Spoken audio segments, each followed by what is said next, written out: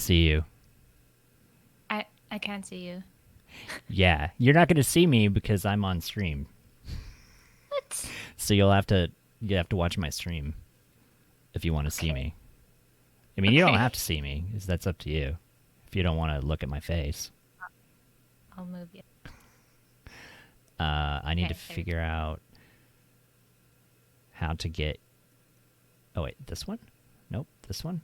I have to figure out how to get your camera on here now. This. That should be the one. And... full screen? And... Nope. Like this. And... Brace yourself, guys. I thought there's a way to make this...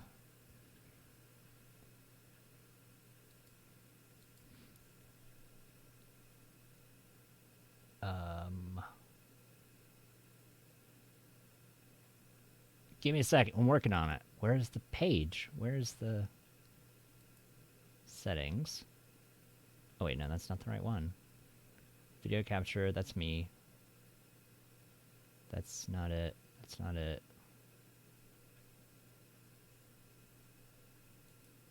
Window capture. It should be window capture. Why are you not? Oh. There we go. I wanted to not show the little dots on the side. How do I make it not do that? I don't want it to do that either. It's working. I think you have to click the thing and then at the bottom right, click full screen. But yeah. Or wait. There's a show. Yeah, I've done this before. I swear I've done this before, that there was a thing to make it not show that. Maybe you could just crop it like from, what do you use, Streamlabs? OBS, yeah. You could just crop the actual, what's it called? That's probably true. Window. The source. By clicking Control-Alt and then, I don't know. Oh, Control-Alt and then like move the thing? Yeah. You can cut that part out. My God, you're a genius. Is it working? It did. Nice. Whoops, this is also not the window I was trying to grab. I have like so many windows on here that I can't grab for the right one. What is this even? Now I just need to make this bigger. So you're like a little window. Now you're... There we go. Is that like centered? It looks centered, yes. It looks perfectly centered. I know, it's amazing. I did a great job. Thank you. Hello, how are you? Hello. Can everybody hear Marmellohh just fine? I'm pretty sure you can. Hi, everyone. Say yes or no. How's your night? How's things? Did you have a good stream? It was good. I was almost not going to stream because I was having a bit of like a cozy day today. And then I just ended up streaming because I was going to play games anyway. So Right. That's kind of my life sometimes. I'm going to make this window a little bit different here. I'm going to cut out some of your background so we can focus just on you. Your fancy widescreen camera.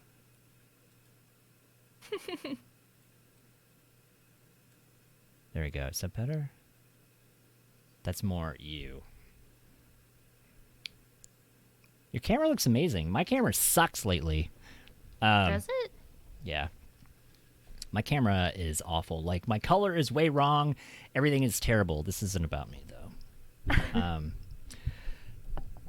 It's all good. Everybody's... I think it looks fine. It's not my... I'm pretty shiny in real life, but I'm not this shiny. And the color is really... What kind of webcam do you have? It's like the normal, C920 thing. Like the Logitech camera that everybody has. And that's what I'm using. Yeah, and like the driver update happened 2-3 weeks ago, and it made everything awful. Like, it ruined everything. Usually my face is super white, not color even. It's literally I'm a white glowing glob of energy. Vibrant. Yeah, and I can't get it to work. So I went black and white for a little while, but I figured I would try to do normal for tonight. So this is all you get.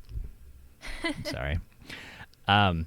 So we've never had like an actual face-to-face conversation. So this is a nice way to have a nice little interview, because I've known you for 2 years. Almost 2.5. Almost 2.5. Is it that long? Yeah, because I mean, it's we kind of started streaming around the same time. I think pretty close to, because I think it's been about 2.5 years for me as well. And I think we started roughly around the same time. You definitely started before me. Did I? Okay. Yeah, I remember because I was watching a lot of Slipgator, and then he would host you, and I'd just hang out. I wasn't streaming at that point yet. Oh, okay. Yeah. So I'm going to try not to babble. Let me try to get the questions out of the way, and then we can babble.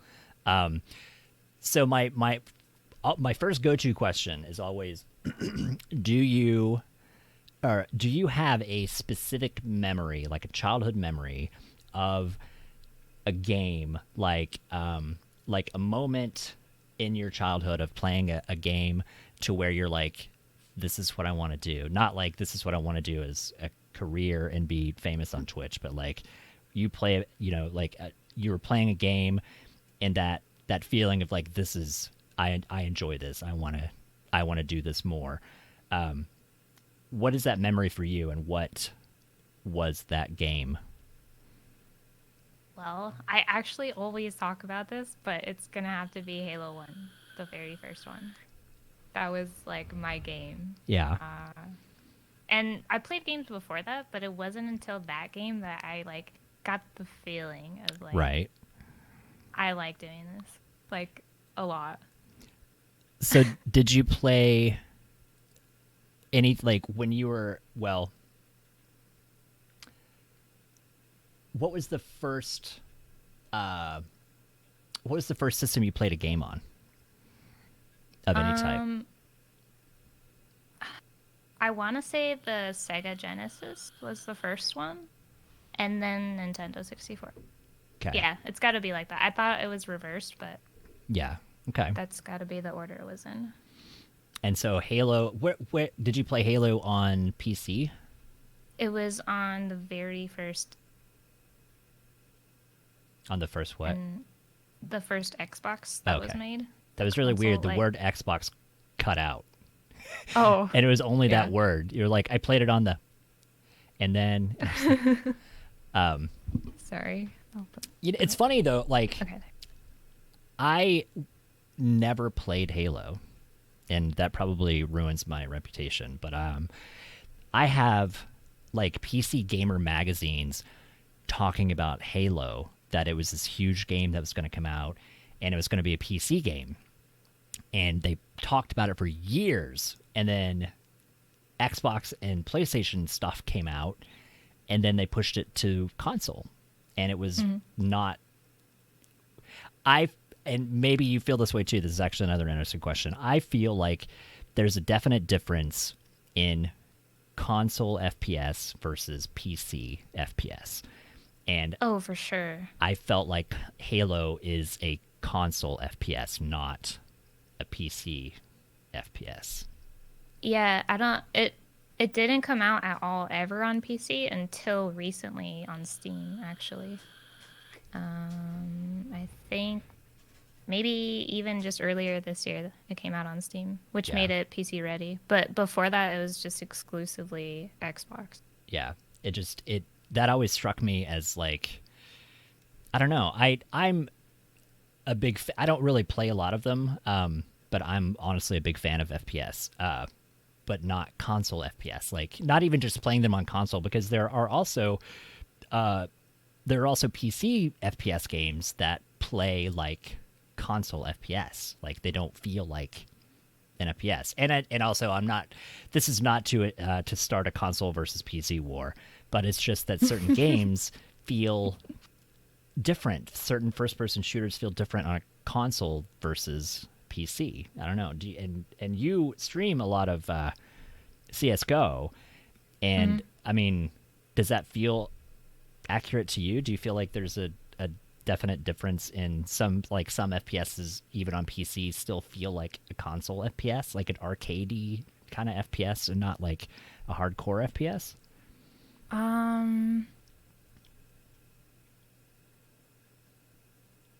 Or have you ever thought about that?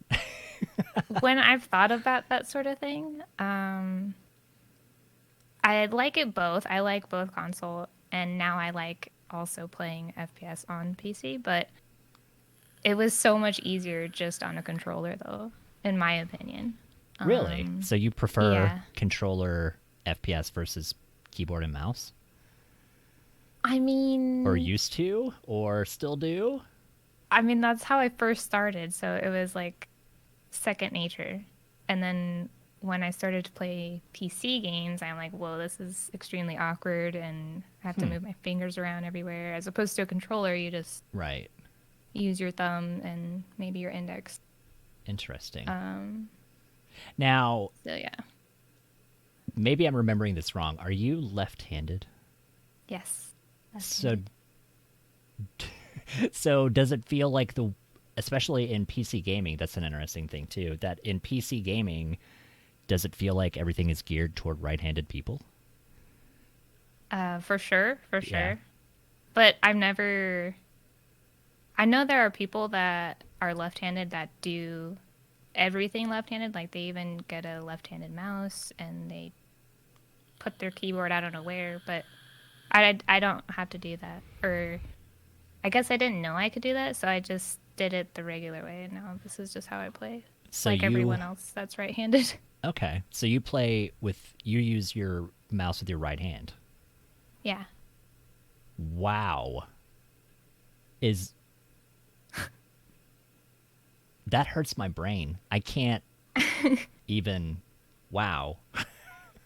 Yeah. I can't even I've always imagine. actually been curious to try, like, maybe I would actually be, like, really good. Yeah. If I actually tried it with my left, but I don't know. What if, you could be like Inigo Montoya from Princess Bride. Like, you're going to grab a mouse with your left hand, and you'll be like, I am not right-handed, and you're going to destroy everybody.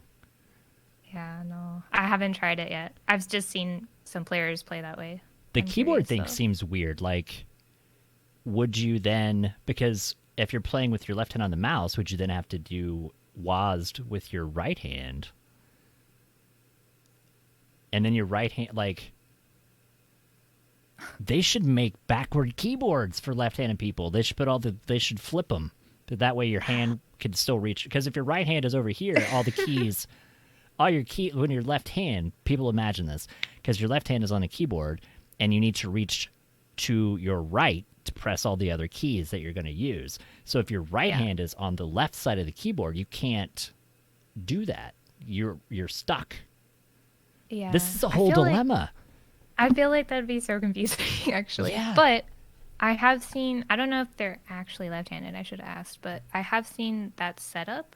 And then they, like, normally, okay, when you use keyboard, you use WASD, but they set it up so that they can use, like, POKL on the other side. And that is mind-blowing. Like, because I've just been so used to this, and I'm like, well, how do you... I mean, I guess that would make sense if you just mirror your keys onto the right side instead of on the left side, but all right, I guess that's pretty simple. That seems like a simple solution. Yeah.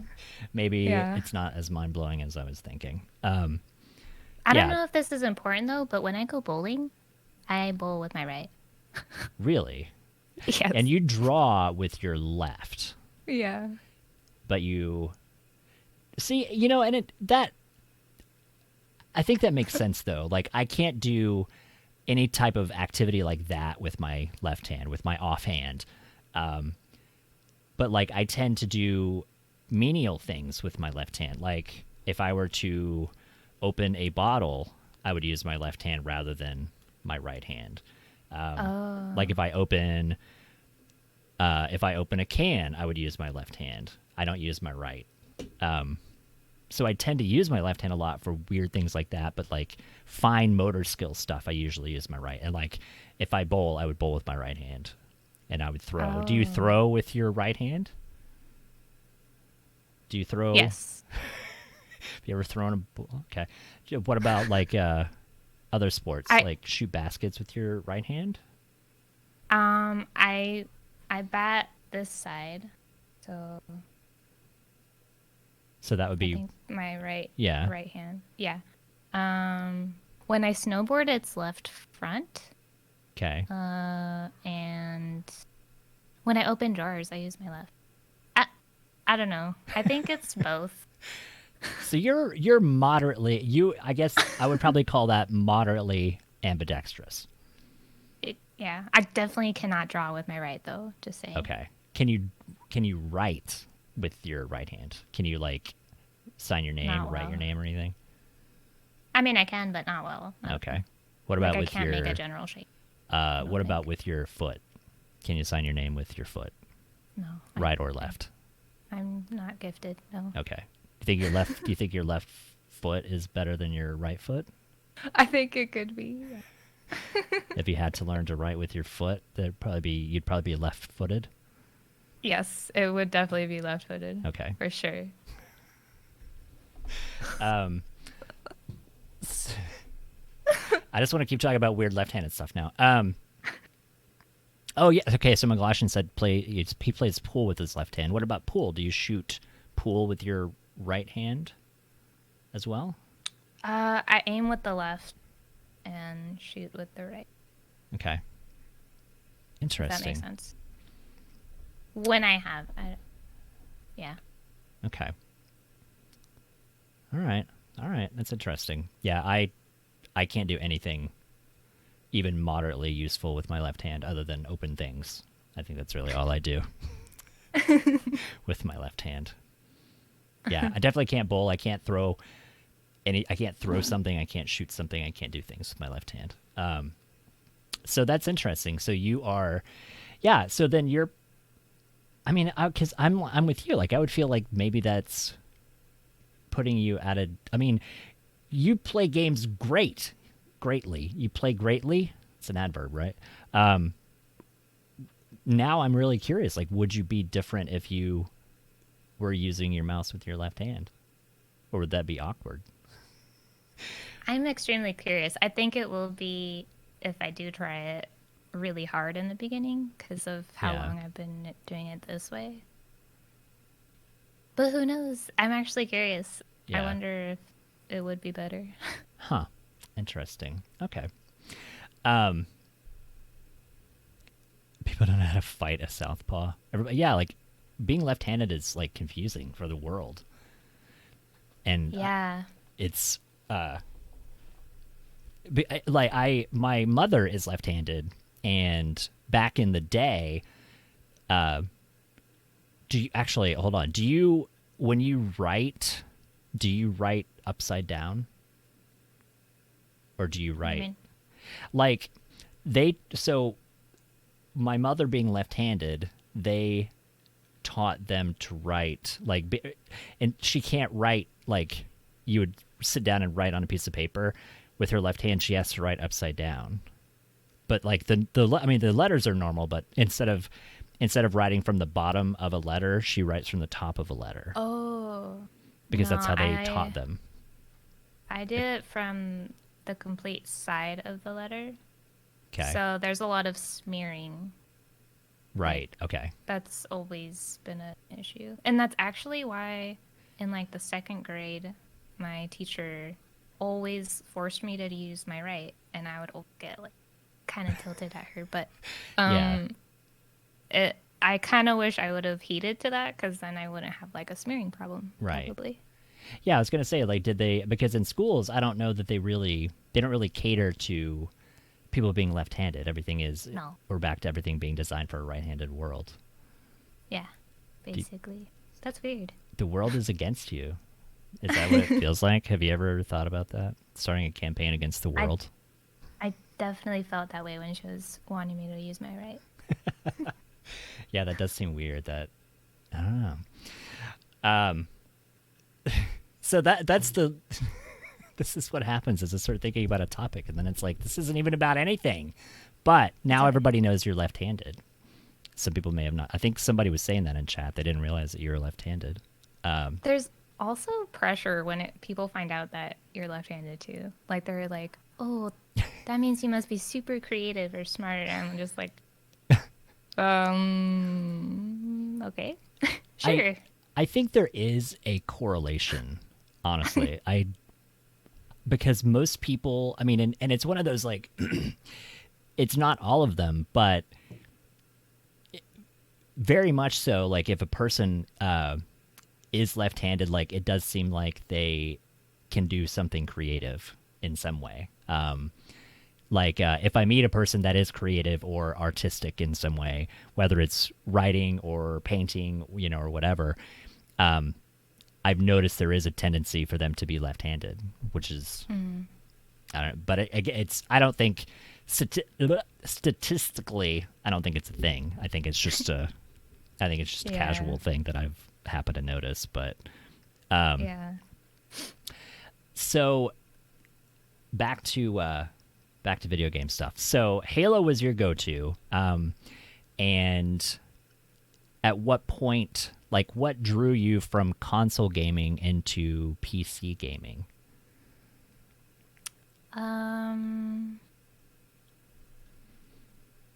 Honestly,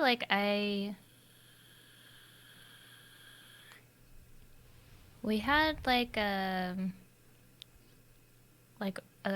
family computer in kind of in the kitchen area, and I just remember seeing my brother play a couple games on it. There was and they all kind of look the same, mostly RTS games. Right. And he would obviously only let me watch. But that was my introduction to PC gaming. Yeah. Even though I didn't get to play it myself until way later, until I got my own PC. Because I got my own console before anything, which was Xbox. And then I finally got my own PC, I think 6 years ago. But that was mostly for school and not so much gaming. Right. And it wasn't until actually 3 years ago that I started gaming on PC. So what was it? What drew you to? Was there a PC game that you're like, I want to play? Like, was there a reason that drew you to that? Was there a particular game that you were just dying to play on PC that you couldn't play on console? Not necessarily. I started watching Twitch, and then I started to see games that were being played on the PC that I wanted to try. And my first game I played on PC was probably Heroes of the Storm. Okay. And it was really fun. And then I didn't try the first one, but the second and third Diablo I did try. But all of these games I never invested too much time into because I was working a lot at the time. Yeah. So I never got to really invest too much time. But I definitely liked it. And I started to not play on the Xbox anymore. I actually played Fortnite and Overwatch on Xbox first. Wow. Then I tried on PC. And then at some point I just stopped playing those games. So you were watching PC games on Twitch before you actually were really playing PC games. Yeah. Okay. I don't even know. It's funny because the only reason I was ever on Twitch, I used to do live streams about vaping on Justin TV back before it was actually even Twitch. And but the only reason I ever started watching Twitch was because of Slipgator, because he was kind of transitioning, or he still does both, but from YouTube to doing stuff on Twitch. And I was like, okay, well, I guess I'll hang out on Twitch. I never really I used to watch a lot of YouTube, but I never really got into watching Twitch. So that's really interesting that you're watching Twitch without without playing. Right. Yeah. Yeah, because now it's like if I think about a game, I'll look on YouTube or I'll look and see if somebody's playing it to be like, I wonder what this game is like. Which is, I mean, it is, I think people forget that it's a really great way for developers to advertise a game because people want to see it, and watching, sometimes videos just don't really help because it's like, it's the good stuff and you want to see like, does the menu suck? Can I make a character? Does everything work properly? And so like I think it's a really interesting way to experience a game, to kind of decide, does this look like something I want to play? And I find a lot of games too, they're interesting and fun to watch, but not necessarily play. Yes. That there are games that I'm like, I think this is really cool, and then you watch it in a little bit, like I don't want to play that. I'll watch it, but I don't want to spend the time playing this game. Yeah. Yeah. So do you, and I mean, I have an idea of what this might be, but I don't know what the actual answer is. Do you have a favorite type? Like, what is your preferred genre? Because obviously you love StarCraft and you like RTS, but I don't know that that's your favorite. That would have been my guess, is that's your go-to game. But do you have a favorite type? I think it's always been a first-person shooter type game, just because Okay. that's basically how I started. Well, if we want to be technical, I started with like a scrolling Right. type game, Right. like Sonic the Hedgehog. But I think I would say first-person shooter. I've always been drawn to, or I can do it easier, Right. and I can kind of feel that, especially now, and comparing like lately since I've been playing CS:GO versus when I alternate and play StarCraft now.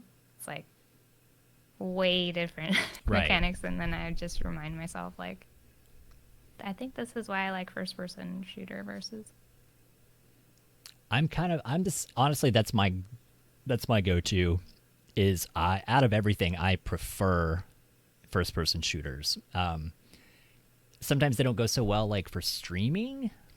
If it's like a single player campaign story, like sometimes that stuff doesn't really, because people like you need like a conflict, you need like to achieve a goal, you need you need like a story thing happening for people to feel like a sense of accomplishment, and sometimes single player campaign stuff I don't think it really gives that. And Yeah. because when I play first person shooters, like I get stuck in like wandering around looking for things and like trying to explore, and I think stuff like that, sometimes it's like people just want you to go through the game. You got to experience the story like on a linear path instead of trying to find ways to break the game or trying to jump out of the map or something, and like I don't know. Yeah. I think it's also because it's much more straightforward. Because I've noticed with RTS games, there's always like a multiple amount of things going on, whereas when it's just you and what's exactly in front of you, that's all Right. focus on. Yeah. So what drew you to or hold on. What was you said Halo was your kind of first memory for your gaming stuff. What was Halo, was that the FPS that kind of drew you in, or was there another FPS that made you fall in love with FPS more? Like once you started playing on PC? The very first, once I started playing PC, I think the first person shooter that I played on PC first time was Fortnite. And I Okay. hated it. I hated it so bad. I'm like, no, I want the controller. It didn't flow for me. Right. And but I mean, it got fun, but it just wasn't my thing. I missed the Xbox like right away. Yeah. Um, And do you sorry, have go ahead. a favorite? Like, what is your all-time favorite FPS? Is it Halo?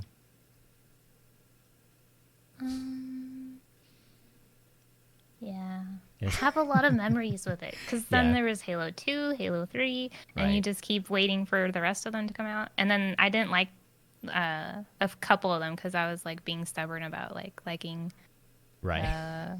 the transition. I think they were going from like Bungie to 343 Industries or something, and I was like being stubborn. I'm like, nah, I'm not gonna like it. But yeah, that is my favorite. I have like really, really fond memories playing that game. Well, that's good. Yeah.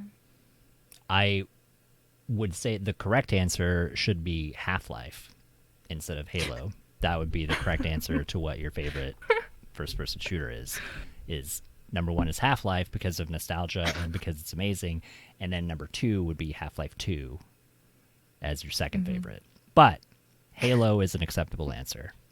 There was also Perfect Dark too, and Ghost Recon Yeah. that I really liked, but not as much as the. And you said, you mentioned N64. Did you play like GoldenEye? I think that was on N64, right? Did you play FPS on N64? Yeah, that's where I first played Perfect Dark on. I was going to say Perfect Dark. You said that, and I heard it, and it took time for my brain to process that. I was like, wait, Perfect Dark was on N64, I think. Yeah, So, it's yeah. super good. I don't think I ever played. See, that's the thing too, is I never really played FPS on N64, and Nintendo is generally my go-to console. Like, I never owned a PlayStation or PlayStation 2. I had a PlayStation 3 briefly because it was a prize. When I worked at Toys R Us, I won it. It was like a display model, or like they were giving. It was actually Nice. Christmas. Like they were giving away Christmas stuff. And they're like raffling off things or whatever, and ended up winning a PlayStation 3. And I was like, I'm PC Master Race. I don't need this thing in my life. But Yeah. that was when you had, like, I think it was Grand Theft Auto 3, I believe, was when that was in its heyday. But other than that, like, I mean, for me, it was like regular Nintendo. I skipped Super Nintendo because I kind of went to PC by that point, and but I got an N64, and I got GameCube, and I got a Wii, but I've skipped Switch. Everybody is telling me that I need to get a Switch, but I haven't gotten one yet. Are there any games you want to play on there? Zelda, like that's probably it. But now my niece lives with me, so that's real life things. My niece moved in with me, and she has a Switch, and she has all the Zelda games. So, Nice. but I guess there was a brand new Zelda game that just came out. That was a fighting game or something, maybe. That once she finishes playing that, then I will You could use it. take over the Switch and play. Yeah, Score. yeah. And we had this conversation with somebody. I think I was talking to my two friends earlier today that I went to Amsterdam with, and we were talking about game stuff, and they mentioned Dreamcast. Sega Dreamcast was one of the craziest, best consoles ever, and I have one still, and they were saying I should probably get it out and stream Dreamcast games sometime, like freaking Sega Dreamcast. Did you ever play Sega Dreamcast? Do you I remember don't think Sega so. Dreamcast? It was I think it was before the Genesis, no? It was after Genesis. It was like in the, I want to say it was like in the PlayStation 2 era. I don't remember. Somebody in chat can answer that question. When did Dreamcast come out? When was it popular? I had an emulator that somebody gave me for Dreamcast because it was like a Windows-based system. You never saw Windows, but it was like a Windows-based thing, and you could run other things on it. And somebody had an emulator that had 200 original like 8-bit Nintendo games on it on a disc, and you could play all of them on Dreamcast, and it was amazing. 23 years ago at least, probably. No, it's not that long. Before Well, that's GameCube. basically what the Switch is now. You can find like a whole bunch of old games from basically all of the Nintendos on there. Yeah, It's crazy. that's interesting. I'm gonna have to get that. I do. I sometimes miss those games, and then I play them for about 10 minutes, and I'm like, this is not what I remember. Yeah. I definitely know that feeling. Yeah. because like I remember this being amazing, and now it's like the controls are wonky, and I'm like, I don't have a health bar. What do you mean? I got hit once and I'm dead. That's it. That's not. Yeah. I don't remember it being that. I mean, now I get frustrated when I try to play it now, but Yeah. I don't remember that feeling Right. at that time. I don't know. Like, I kind of feel like gamers have it easy because now you have health bars and healing potions and shields and all kinds of stuff. Back then, it was like you get touched at all, you're done. It's over, and Yeah. we had it rough back then. It was really tough times back then. So, what was it that drew you to start streaming? Was it like, I mean, because I know you said that you were watching Twitch before you were ever playing PC games. Was there, and I guess actually, from what I know of you, and you can answer this. I don't want to answer this for you. I know when I started watching you early on in the beginning of your career as a streamer, that you were doing a lot of art streams. And I don't remember you playing games back then, unless I missed it, and maybe I'm wrong. But did you primarily focus on doing art streams whenever you first started streaming? Actually, my very, very first stream was me playing the game It Lurks Below. Okay. I know the title, but I don't remember. I've never played the game. So basically, my friend at the time was streaming, and they said, you should stream, because, I mean, you draw and you just play a game. Right. And that's basically what got me into it, but that was my first game. And I played that game because the person I was watching, Jungle Queen, was playing that game, and she was actually really, like, I wouldn't say promoting it, but her husband, David Brevik, that made Diablo 2, I believe. Or no, the first one, I think. Anyways, they made this game together, and I'm like, I'm going to play this game. So that was my very first stream. Okay, so your first stream was a game, not even art. Okay. Yeah. I don't remember. I don't know. I don't remember when my first stream. Drawing stream was. You don't? I don't remember. I don't remember what the first game I played was. Now that I say that, I think it was The Evil Within, maybe, or maybe it was Minecraft. I don't remember. Wow. I bet it was Minecraft. It might have been Minecraft because I knew Minecraft. Or maybe it was Amnesia. Shit, I don't even know. I am a terrible person. I should probably remember things like that, but I don't even know. So then from that, so your first stream was a game, and then what led you into doing art streams? I think it's just because I was drawing a lot at that time, but I didn't have like really any idea how I could stream art until I started watching a lot of art streams, and I saw how they were streaming their artwork. Yeah. So I said, oh, all I need is like maybe a really good camera. And I did think like, oh, maybe I need a camera on me and on what I'm drawing to be more personable.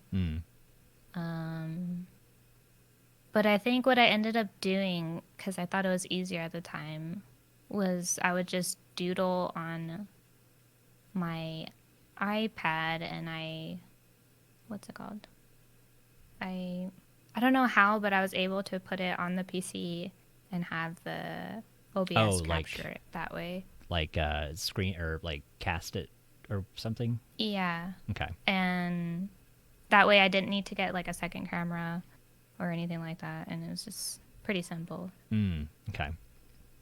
And so was a lot of that like, because I know for me, like when I was going back and forth with the idea of actually streaming, it was kind of like I'm sitting at a PC anyway. Like I come home and I'm sitting in front of my computer playing video games. So the idea was kind of, why don't I just play video games on stream? Because I'm going to do it anyway.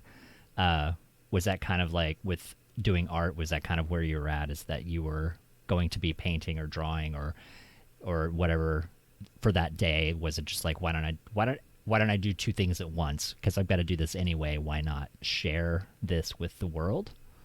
Yeah, basically. Time management. Yeah, because I was still like working a lot, but I guess I just wanted to do my hobby, but also share it and like have the company of meeting new people online, which was Right. chat at that time. Yeah. And I thought it was like a fun little hangout. Yeah. It's it is really interesting. Like because I find it because I can't draw at all. I can't do anything when it comes to visual art, and it it's one of those things when I watch that it blows my mind that things come together and look the way they do. Because I'm like I don't know how people make their brain to their fingers do these things. And so it's always super fascinating to watch that. And like I've tried to get my my tattoo artist that is in my town. Like he back in March, I think, back when we were in super Rona lockdown, like he did a couple of art streams, and I kept telling him like, you should do this on Twitch. Like people enjoy watching people do art. Yeah. Which I think a lot of people find that like to be a very foreign concept, that they're like, nobody wants to watch me draw. Nobody wants to, I'm like, you would be amazed at how many people are interested in watching people do any type of art. Yeah. Especially painting their boobs. Like that was super popular for a while, I think. But Yeah. Oh, body painting. did they get, I did they don't know if stop that was that? an actual. I'm That pretty was, sure it was in the creative category, right? I think so. I'm not sure what happened Because I though. haven't really seen that. I mean, it was one of those. They were always like on the front page because they always had so many views, and so like whenever I go to Twitch, it would be like, oh, here's all this, and it's like, but I haven't really seen that. I don't think so. I've seen it a couple times still, but it's every time I have seen it, they're like already covered in paint, so I'm Right. like, oh, that's cool. Okay. I Like didn't. I've never seen the process of it, but yeah. Yeah. It seemed like it was a really big thing for a while, and everybody kept putting up their disclaimers on their screen. They're like, "This is absolutely fine because my nipples are covered," and blah blah blah. And you're like, "It's not really though. Like you're not. Yeah. You're shirtless and you have paint on you. Like that's not really. Don't tell Yeah. me that you understand the rules, and like the fact that you have to post that on the screen means that you understand that you're trying to circumvent rules. And Yeah.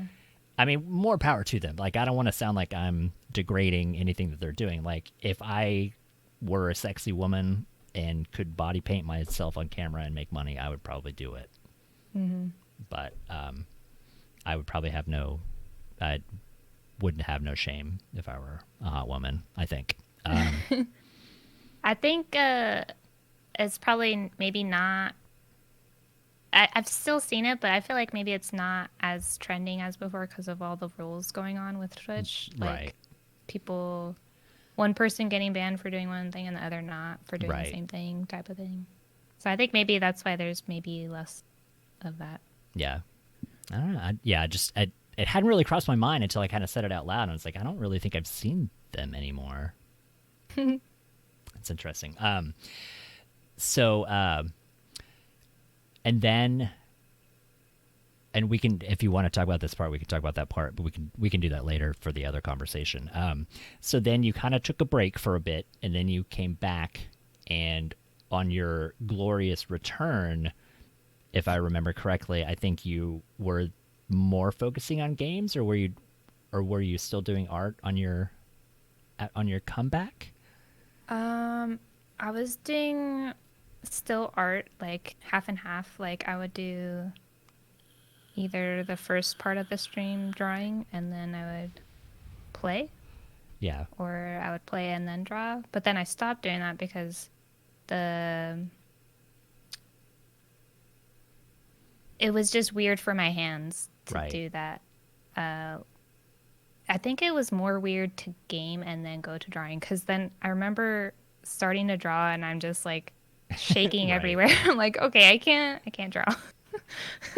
Because I couldn't come down from like the games that I had played earlier, I guess. Because Yeah. especially a game like StarCraft Elite, you're like already pretty like, I guess your body's like hyper, or Right. like, I mean, it's a very intense game. Like, even I have no idea what is going on in the game, but it's a lot of like quick movement and flashing colors, and you have a very intense face with everything that's going on. And so I can yeah, tell it obviously is very difficult and it takes a lot of brain power and focus to do whatever it is that's happening on that screen. And so I could tell, like, I mean, not tell, but like yeah, I could imagine that once you come out of that, then you probably have to, your brain has to relax and your body has to relax, and yeah, because it's very yeah. competitive. And so on that, like, what were you playing StarCraft? I mean, obviously I'm guessing you knew how to play StarCraft, or did you just, like, once you started streaming it, was it a day where you're like, hey, I'm going to try to play StarCraft, or were you already really good at StarCraft whenever you decided to start streaming it? No, no, no. I started watching it first, like a lot. Yeah. And then I would try to play it, but I was just like really bad. And I had someone showing me like different builds and like basically this is what you look for, and basically giving me like building blocks of Right. like how to like play a game. But at that time I was like, I'm not going to stream this because everyone that I've watched that streams this is already like really good. Like there's nothing I can offer. Yeah.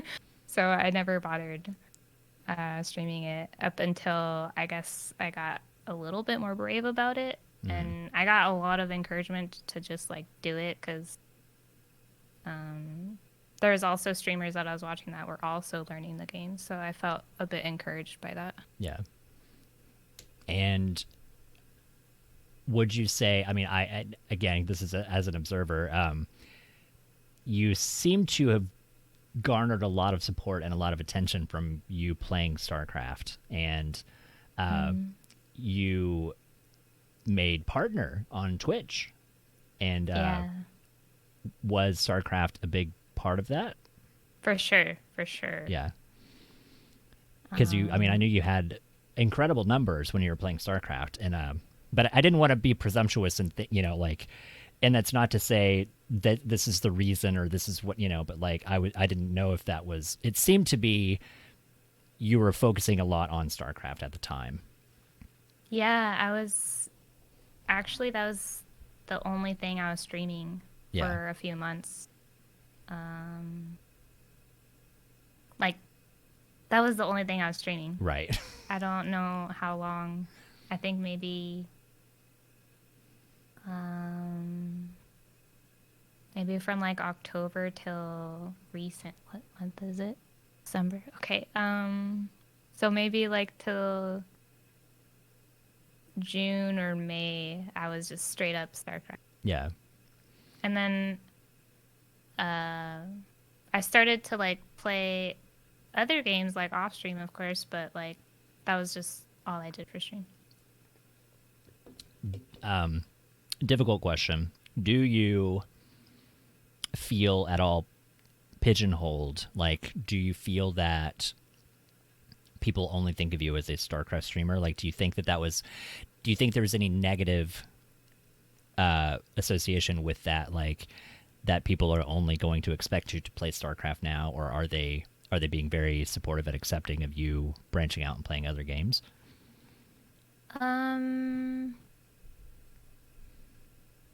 It's a bit of both, 'cause like when I started to play other games, there were and actually still are people that are constantly like, oh, what happened to StarCraft? Do you still play StarCraft? Or are you done with StarCraft? Right. Like, and I like wish I could just say like I still love StarCraft like in all my titles because I almost get asked daily. But then there are the people that hang out on the daily that like they don't ask that. They're just there to hang out. Right. So Which is what they should be. All of you people yeah. watching, you support a streamer. Not just don't go in the chat and be like, "Are you gonna play Pac-Man today?" No, they're the title of the game. It's on the thing. That's what they're playing. Don't go ask them to play Yeah. something else. Go in Yeah. and just assume this is the game that they're playing today, and enjoy Yeah. it. Don't. That's why people have. Yeah, I was gonna say like Slip has 2 different ARC commands now because everybody is always like, "You gonna play ARC again?" Really? Yeah. It's so constant. Yeah. But I mean, you can like tell the difference. Like then there's like the random people that stop by and like say whatever they want, and you don't see them because you're probably not playing the game that they want to watch, which is fine. Right. Because there was even a time when I was trying to like get really good at StarCraft. I was only watching StarCraft, and I would even if people say, "Oh, I want to play this game," I'm just like, "Lol, other games?" Like, Right. what?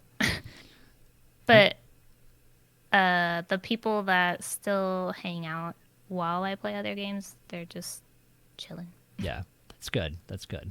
Yeah, it's. I'm always kind of curious about things like that because, like, you know, because well, you and I both know, like we mentioned, one of them. Like, we know people that are kind of known for playing certain games, and it seems like a lot of times that's what people expect, and they want to go in and be like, "Are you gonna play this game? Are you gonna, you know?" And you're like, "I'm a person, and I can make decisions to do other things. Yeah. Like, I don't just enjoy vanilla ice cream. I want to maybe have sprinkles today, or maybe I want chocolate.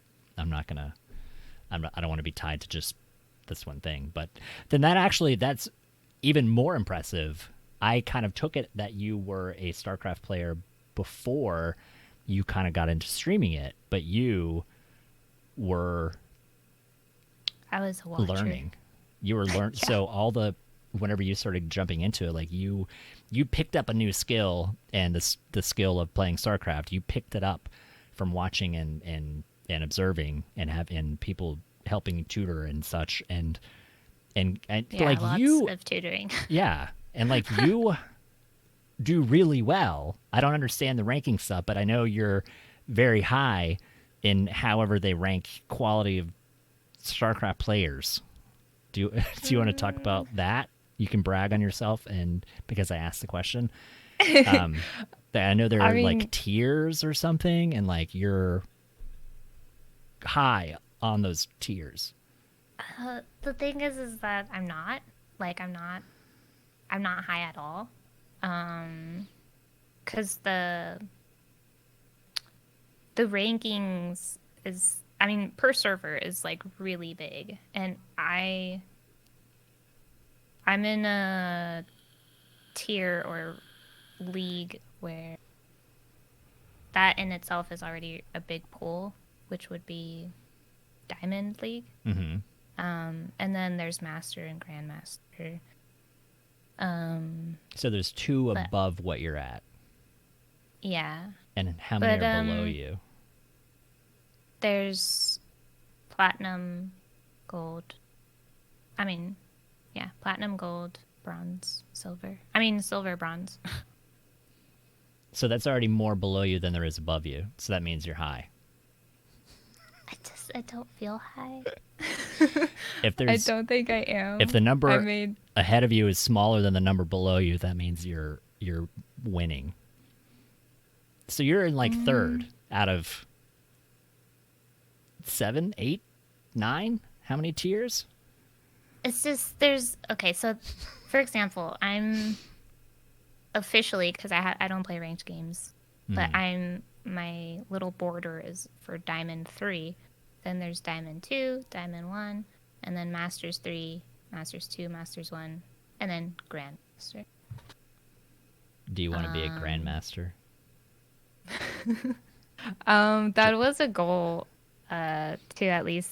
I mean, I try to make smaller goals, obviously, because that's really up there. Right. So this year, earlier, I made a goal to like reach masters at least by the end of this year or next year, masters 3. Okay. And because I've been playing other games, I think I'm a little bit farther from that goal now. Right. But yeah. So We'll see. So I guess, yeah, Chad's saying that you're probably in the top 10 to 15% of all players. So that I mean, that's like 85%. Like, that means you're like 85% better than everybody. At 15, if you were in the top 15%, that means you're 85% better than the rest of the world. So that's better than half. So just pat yourself on the back. Okay. It's a thing. It's good to be humble, but these people watch you because they know that you're really good. Okay. Grandmaster Group I is think they relatively watch small. me. I would actually ask myself that a lot. Like, Yeah. why are there like 100 people watching my gameplay right now? Right. Because I don't feel like I'm good. I think because I watched it for a long time, I have like a basic concept of what things are supposed to look like in the game, how to play it, but I can't execute Right. as good as the professionals in the game. They're probably robots. The professionals probably have robot brains or metal hands or something, I'm sure. I mean, they say the best player in StarCraft is probably not human. Right. I think some people know who that is. He's probably bionic in some way, I'm sure. He has a chip in his brain or something. Yeah, he's really good. The segue. So this is a fun question. Kind of related to things that are popular. Cyberpunk just came out, and everybody seems to love it. Also related to being bionic. Would you get some type of implant in your body, like a computer chip or something? Would you go all cyberpunk and like get like a i7 in your brain or something, or like a Ryzen chip or something? Or would you be willing to do something like that if that opportunity came up? I would. I'll answer first. I would be like, yeah, put chips in me, make me smarter or faster, just do whatever. It's fine. Would you be up for that? What would be the benefit of it, though, of getting whatever you want, whatever benefit you want. You could be good at math. Is my life extended? You could do that, yeah. Let's say it's got a Yes. blood filter that will help you live 25% longer, or maybe more. I don't know. So that would be your go-to, would be extend your life rather than Yeah. Although no I would algebra. be curious in what conditions I could still function longer. Right. That's good that you're thinking it out. You're like monkey paw on this thing. Like, for your wishes, you got to make sure. I mean, like, I think in general, sometimes people are that, they don't want to put things in their body. Like, I remember one of the first stories I read, it was probably 20 years ago. Some dude at home, like, cut open his finger and put like a weird earth magnet in his finger or something. And I think it later got infected and he had to take it out. But I remember him talking about how his body kind of started reacting to it, and like it would start, he would start like noticing things from it. Like he would feel things that you can't normally, like with your nerves and your fingers, like you wouldn't normally feel. Like he would sense things like RF fields and stuff like that, and things like that. I aside from the getting infected part, like it always seemed, it's very futuristic, and I'm always like, yeah, why don't we do that?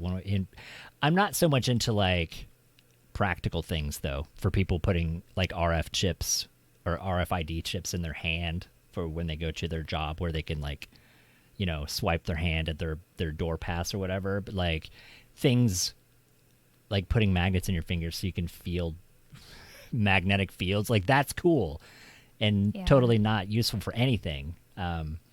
Or like give me a chip so that I know trigonometry or something.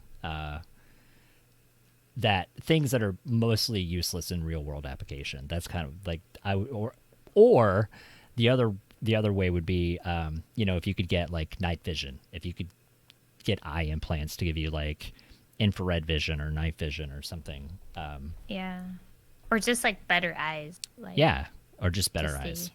Because I will say, it's funny, I was all about better eye. Like I was all for eye surgery because I had corrective vision or corrective surgery 10 years ago almost, and it was amazing. But now, which they told me this too, they're like, as you get older, your near vision is going to get worse. Like you're going to eventually have to have reading glasses, even though you can see 20/20, like you can see miles away, but you can't see here because your eyes can't focus when it's that close, because they've changed them and fixed them so much to make you see better at a distance that they don't work right here. So, and I'm getting to that point now where I'm like shit, I can't read this.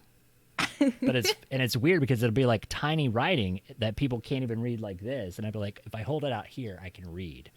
But that's the drawback with magic eyeballs, I think. Steam Job says I need a GPS navigation chip. I do need a GPS navigation chip. That would be great. They have talked about already, like, that kind of thing of getting, like, real talk. They want to, like, make what your phone is capable of into a chip to put into, like, you know how you can, like, pay everywhere with your phone, right, or, like, scan something and your phone just like pulls up all the information on it, and right, you could like be able to see it somehow through that chip inside of you. I don't know how, but it was like a real thing on the internet being talked about. Would you do that? I don't think so. Yeah. It sounds more of like a luxury type thing. Yeah. I saw something interesting as an FPS player, actually. I'd have to look it up and find it. There's like some new Kickstarter thing that's like this neural hand deal, that it's like a glove with like these sensors that go on your fingertips, and it reads your neural impulses or whatever, that it predicts that your brain wants to click, like if you want to shoot. So it predicts that so it moves faster than your muscle reaction. And so it feels it that you're thinking of clicking, and then it clicks for you. So it's like 35% faster reaction time in an FPS but I feel like that would be cheating. Would you consider that cheating? Totally cheating. Okay. If you're using robots to help you hook into your brain to make you fire faster. You're not using like your own human capability. You have to resort to that, I guess. Yeah. I was kind of wondering about that too. I'm like, is that legal? Is that, do you think that, I mean, because an aim, but it doesn't really help you aim. It just helps, it helps you react quicker when your brain and your muscles don't react fast enough to do it. But I still feel like that's kind of cheating. Like it should still be human reaction time that you've got, that we used to do this thing. I don't know if they do this. Like you would test your reflexes, that, you would have like a ruler, like a normal 12-inch ruler, and you would like drop it and see how fast you catch it. Obviously I catch it faster because I'm the one dropping it and I know I'm going to, but it's like you drop it and then you see how quickly they catch it. And to kind of, there is no real scientific scale. It was just like, if you miss it completely, then you're fucking going to be doing bad in life, that if you can't react that fast. But I would feel like using a robot to help you play games would be that would be cheating. Okay, so that did say Dougie don't was saying, what about for paralyzed people? I mean, that would make sense. Like, Yeah, if that yeah. would, if this technology would somehow help people that are physically unable to do things with, muscle reactions and or whatnot, if it could help trigger that Yeah. for them to play, that would be amazing. Hmm. Instead of somebody just cheating to be faster in Fortnite. Yeah. Agreed. I think they're already doing that with like kind of like the same concept with bionic hands and stuff. Like your I don't know how, but like someone who's like lost their arm or whatever, like they're able to connect a bionic arm but have it move based off of Like how they're thinking. yeah. So I'm glad that they're finally getting to that. I think it was like maybe 3 or 5 years ago that couldn't even be fathomed. Yeah. And that does blow my mind. I don't understand how that. I mean, it's one of those. I guess like we have to understand the body is all electric impulses and like neurons firing and whatever. But it's like, how do you plug in to your body for it to know to do this? Like Yeah. that. It's crazy. Yeah, that's really really weird. Oh. Are you gonna play Cyberpunk 2077? I've been asked that, and I've decided for now that I won't be because there's already games that I'm trying to finish. Yeah. And that was my New Year's resolution last year, which was not to get games until I finish the ones that I already have. And then I kind of broke that, but it's still catching up. How many games do you have in your Steam library? Not that many actually. But as far as like story ones, Not that many is a very subjective answer. I need hard data. I need numbers. I think I have like 237. okay.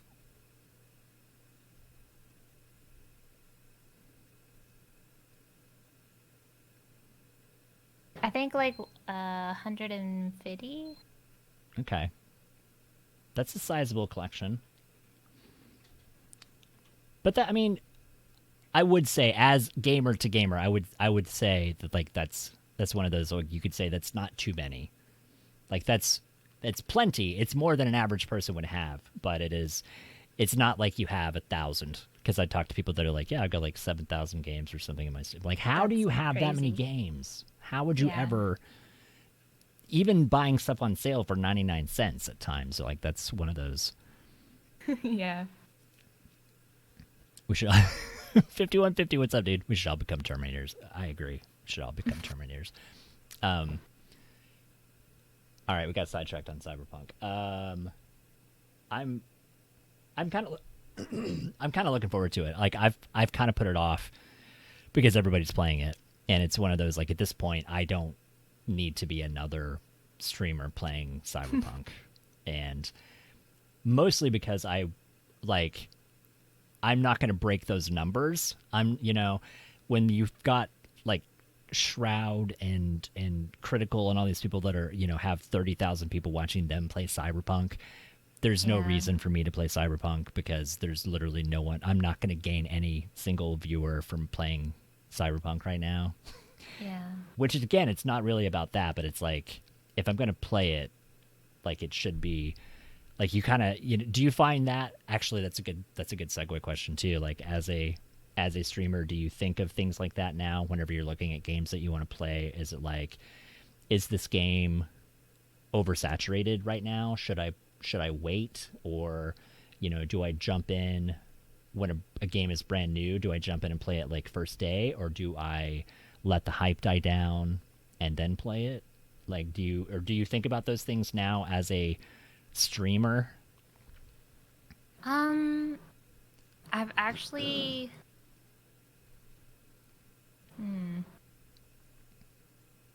I don't know, like I don't try to play I don't I mean, you play games that you want to play. Like, Yes. I don't Yes. you don't choose games based on their popularity. Right. But like, do you think of the metrics of, like, if you're like, I want to play this game, do you think of the metrics, or are you just like, I want to play a game, so I'm going to play the game? Does it ever cross your mind of like, I shouldn't play this right now because it's oversaturated? Or, do you still think of things like that, or do you just play it because you want to play it I as just a play it because I streamer? want to play. Okay. There was an instance where, like, okay, for example, when Animal Crossing had to come out, okay, I saw the game. It looked really cute, but like kind of too cutesy. And then the more I like looked into it right before it was gonna come out, I was like, maybe I'll like it because it's actually like adorable. Right. And also it looked like you could like do stuff in like a little camp, and like at that time I was like, I could really use like a cute little vacation virtual type game. Yeah. And someone was like, you should really stream this game because everyone's going to stream it, and I think you would have fun with it. Right. The game was like $60 or something. Right. And I tried it. It was definitely not my type of game. I got instantly tilted. Yeah. Because I was supposed to gather like the eggs. The raccoon guy, like didn't want to take my eggs, so it just wasn't my game, and I felt like a lot of guilt for trying this new game just because everybody was trying it. Right. And I'm like, I'm not gonna do that again. Like, Yeah. no.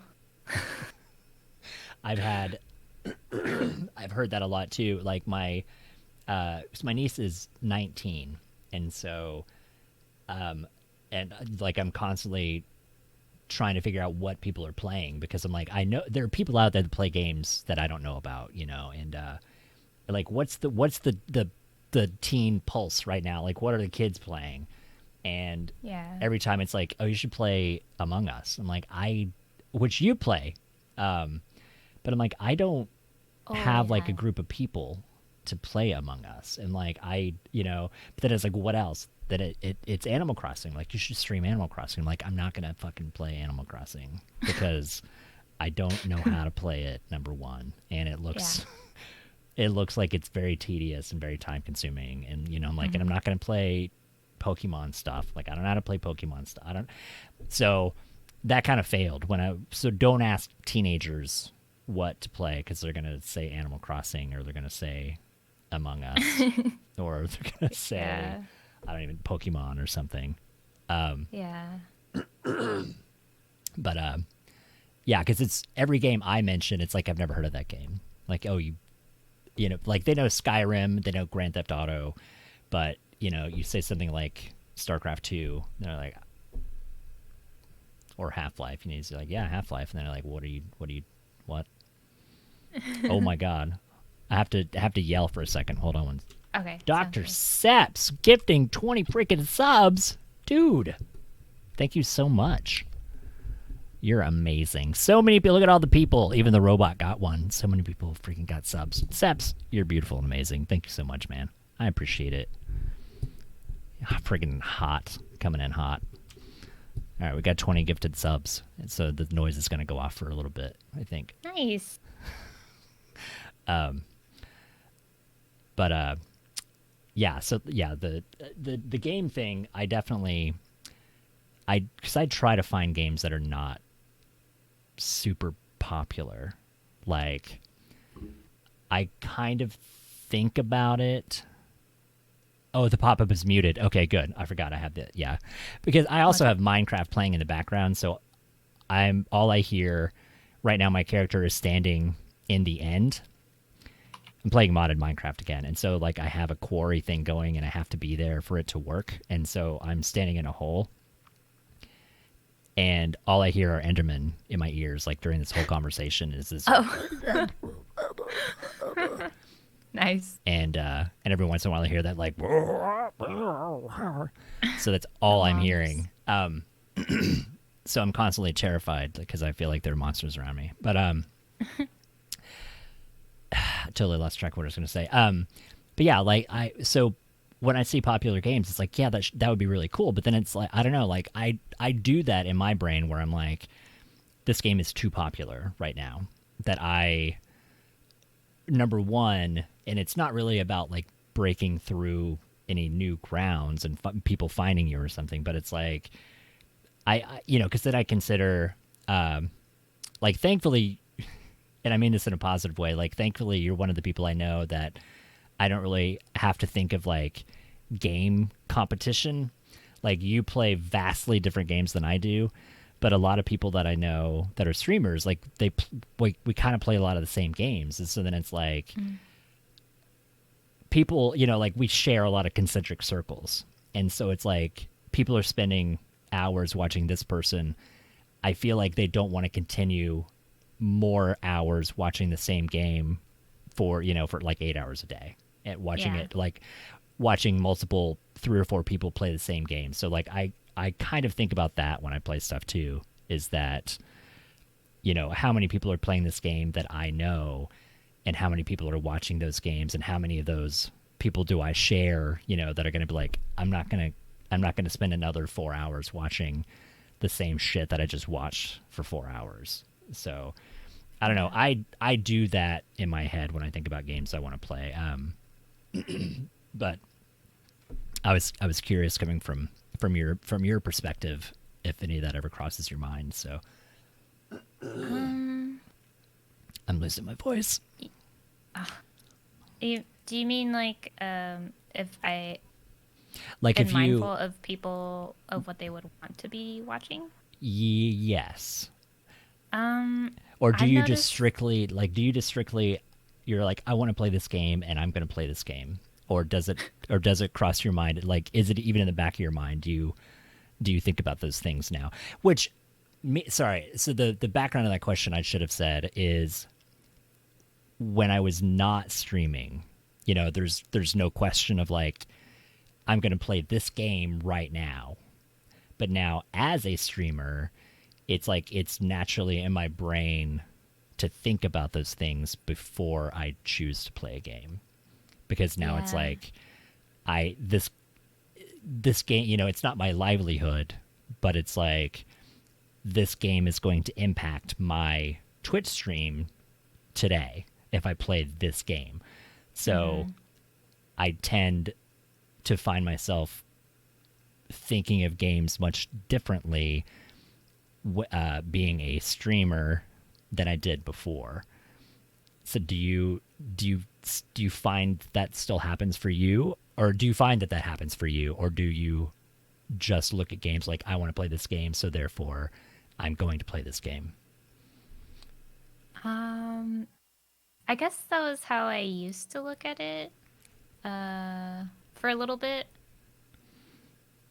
Like, I would think like, oh, I can't just like not stream StarCraft today. Right. But it wasn't until recently that I just started thinking like, I'm just gonna play what I want for that day. Right. Otherwise, I was getting a lot of burnout, like brain burnout, when I was just playing this game this amount every single day. Right. And it's like nothing against the game, but like I didn't want to get sick of it, and right. especially by my still learning that game, and having days where I felt discouraged about it and how I was playing, like, yeah, I didn't want to feel like that all the time. So like I did need that balance of like playing another game that I felt like playing. Right. And I was really conscious of that because I was worried like, oh, I'm gonna lose viewership and then like never get partner. Right.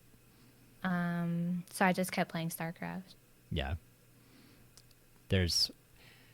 I hate to walk away for a second, but I need to get another drink because I'm out of time. Oh, go ahead. Go ahead. So I have a question for you to think about. Now I just lost it. Have you ever played a game, and you think about this one, have you played a game that once you started playing it, that you're like, fuck this game? Like, have you ever, in the middle of streaming, started feeling like a rage quit coming on? So you think about that. I can grab a drink. I will think of things to say. Snap. Oh, I was muted anyway. I was saying don't look at my butt, but I can't hide my camera, so enjoy the show. Wait, do you want me to entertain your chat, or Yes. can they not hear me? Yes, absolutely. You entertain them. I'm going to check when I come back. I'm going to take a tally of how entertained they were, and if you get any check marks, you're going to get detention. Okay. Pressure's on. Hold on. This is actually weird because... Okay. I can see you guys now. Hello. Again. I just realized I didn't repost the continuation of the stream in Discord, so I feel bad. I put it up though. It's all good. Hi everyone.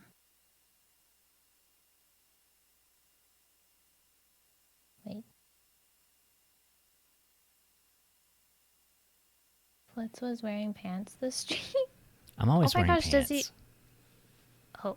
I always wear pants.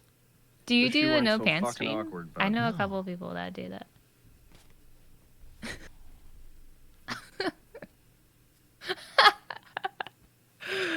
Nice jammies. These are polyester 70s disco pants. They're not pajamas. Oh, my bad. It's okay. It's okay. Most people would never make that association. Sorry. That's why I'm dressed like a 70s pimp. I just saw a plaid, that's all. Mine is small. They do look like pajamas. No, it's fine. This shirt also looks like a pajama shirt, but it is not. Oh. Panic Switch said I had stolen your workplace dress code. Wait, what is your... Wait, what did he say? Your workplace dress code is your workplace dress code? Do you work in a brothel? Do you have to dress like a pimp? Oh, I can't see his comment, but what happened? Oh, he said this man has stolen my workplace dress code. Oh, working from home. Okay. Because it seemed like I was wearing pajamas. Pajamas. Gotcha. I'm with you. Sorry about the pimp comment. That's what I was trying to figure out. I was like, do you dress like a pimp for your job? Like a 70s pimp? That's cool. Are you an undercover cop from the 70s? Don't touch my pin. Yeah, my work from home costume is now... I haven't worn sweatpants in, I don't know until like March.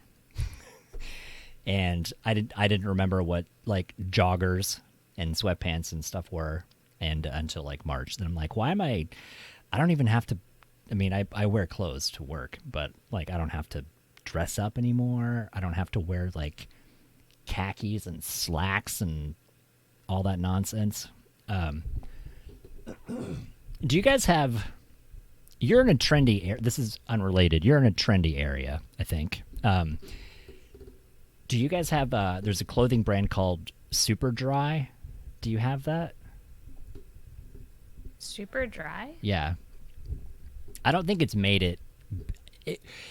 It sounds like a swimsuit store, but I don't think I've heard of it. Okay.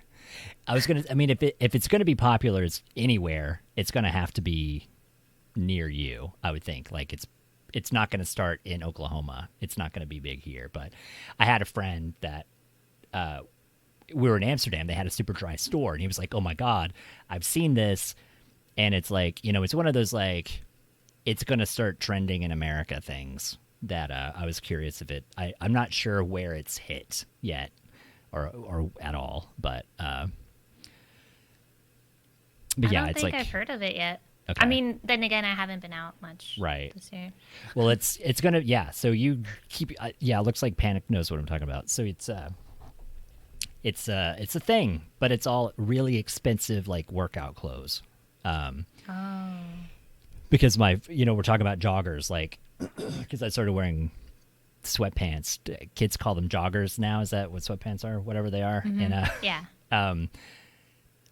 because I work at home, and so when we were in Amsterdam, because like I'm going to Walmart to be like, those are $10, like that's a little much, but I'll buy them.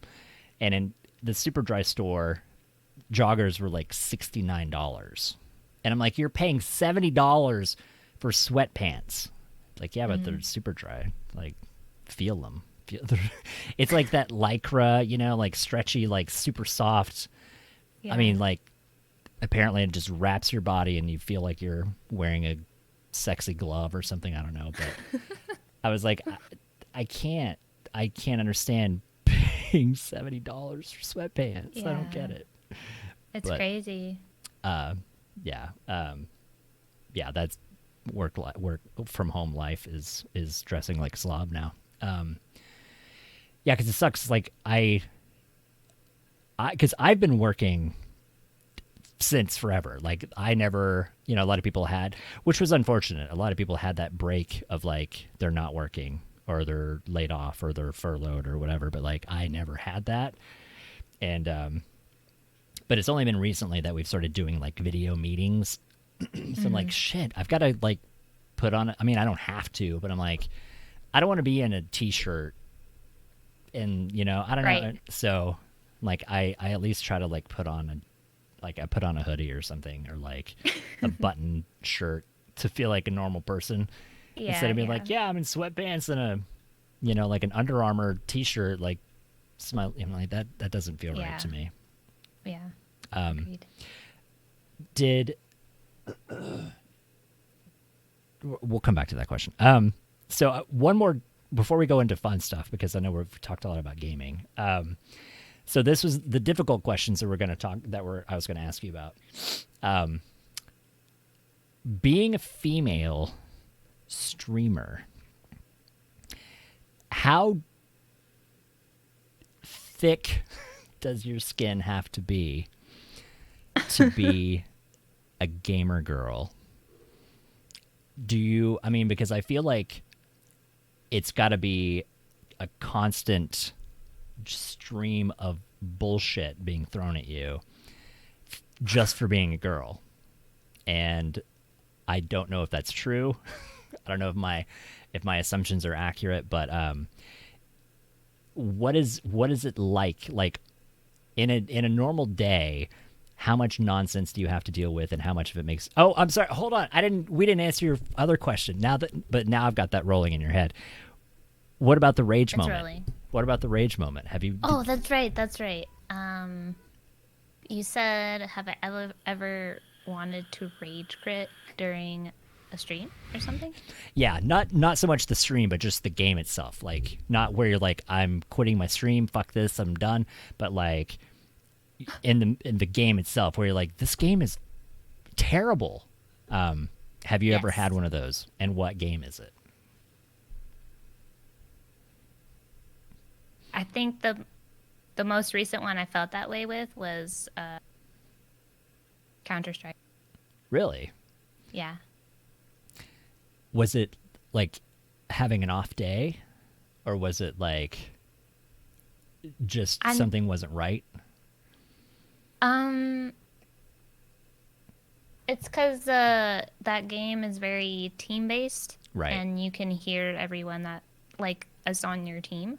Mm. So unless you mute them, which is really contradicting to how the game is supposed to work, because you're supposed to communicate. Right.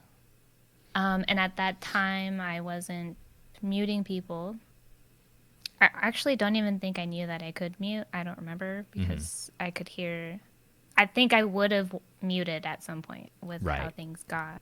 But I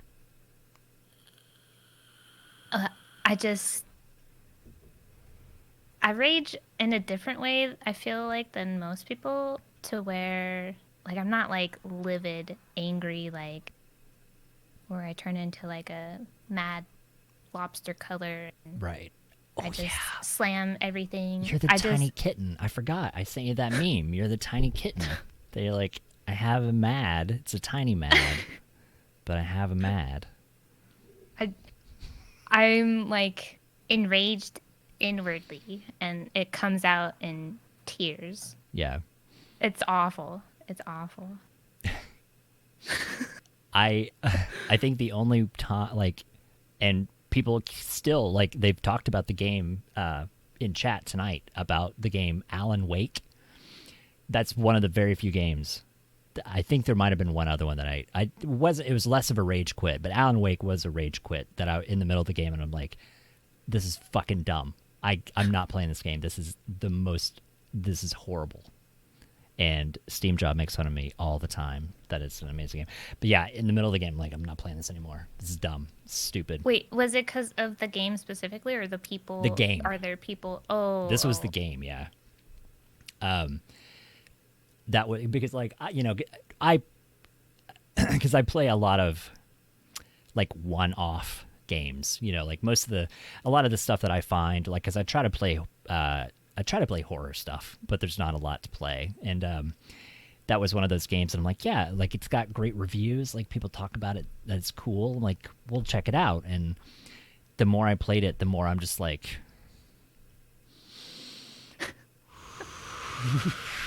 and it was bad. I don't get it. And the other one, I remember the other one now. It was Pathologic 2. Apparently, there's the first one that I was unaware of, but it's Pathologic 2, and I played it for like an hour and a half, and I'm like, what? I don't get it. Like, I'm a horror fan, and everybody's like, this is the scariest game I've ever played. It's the most intense thing, blah, blah, blah. I'm like, this is fucking stupid. Like, there's nothing to do in the game. Like, people look at you, and then they fight you, and you talk to people, and they talk in circles, and I'm like, this is dumb. This is so dumb. And Damn. I don't know, like, but that's what happens when I rage, is like, I'm just like, this is dumb. This is stupid. Yeah. And I do this a lot. That's where my third eye is, that I have to, like, hold it back. That's my go-to move when I'm like, this is when people hurt my brain. If you mean, like, more enraged at, like, the game specifically, because mine rage was more towards because of the people that I had to listen to, like, actual other human beings. Right. Which is also valid. That I didn't want to. That's why I didn't want to. I wasn't going to say, like, that's not what. Because that is perfectly valid as well. But yeah, I did rage at a game, which was Ark. Really? At the game, yeah. Like, the game, there was, like, things that were happening in the game because it wasn't, like, officially released yet at the time. Yeah. And, like, me and the people on the server, we would, like, go out and try to go tame, like really, like, cool stuff. And there was, like, this one important tame that, like, we were working on, and it disconnected, and I, like, got super, super mad, and I needed, like, to go take a bath or something. I don't know what I did, but I was so mad. What was the tame? Do you remember? It was Was it like a Giga? Or was it like a... No. I almost... Shoot. It's been so long since I played it, but it's not an RG, it's the... I think it starts with a Q. They do fly. They have, like, long necks. Quetzalcoatl. Oh my God. Yes! Thank you. That. It was really important. Yeah. It was. They are. Well, because like, they fly. You have to, like, they're in the air, and they're a pain in the ass to try to tame them because they don't, like, come down to the ground, and it's a whole big process. Yeah. I'd be pissed too. Okay, so one time the Quetzal, it was being tamed, and then it fell into the ocean and it died to sharks, and I was devastated, and, like, it took forever. Yeah. Anyways, that's the only time I've been, like, enraged at, like, just the game specifically, like what you were talking about. I mean, that's absolutely fair. I think I was kind of a bratty gamer when I was young. Like, I was very, very apt to throw controllers and be mad at games. Not so much anymore. Nice. Now it's just like, because I can't, I'm like, I don't want to throw a monitor or something, I'm like, I don't want to. Yeah.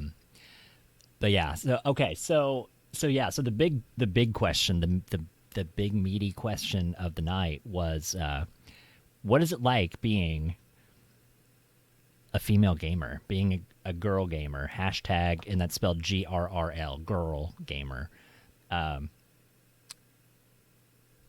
Is it as bad as I think it is, or is it worse? This is a safe area for you to vent, and because it's funny, we were talking about this before you came on. We're talking about how people kind of SJW a bit, like they champion for causes that don't affect them, and this is one of those where I'm like, I can tell people, like, don't be a dick to girls on the internet or on streams or whatever, like when they're doing things, like don't just be a sexist prick. But like I can't be like, this is terrible, this needs to change, because I'm like, I'm a guy, so this doesn't affect me, other than perspective of like guys are all pigs and assholes. But I'm like, this doesn't, like I can't champion for that. But so this is where having this conversation, like it makes me, because I have an idea, because I know I've talked to you, and I know other people that, so it's like, and this is kind of one of those things that a lot of times I know it's difficult to approach in a stream, because doing it here, you're not in your stream, you're in my stream. Right. And doing it in your own stream, as a person doing something in your own stream, like it can have a different, it feels different. And so it does. So that's why we're going to have this conversation here, to find out how bad it actually is. Like, I mean, because obviously I know, I'm not even going to talk. So what is like your average day of, like, I'm a girl and I'm streaming, and what kind of stuff happens? Like, what kind of bullshit do you get to deal with on a daily basis?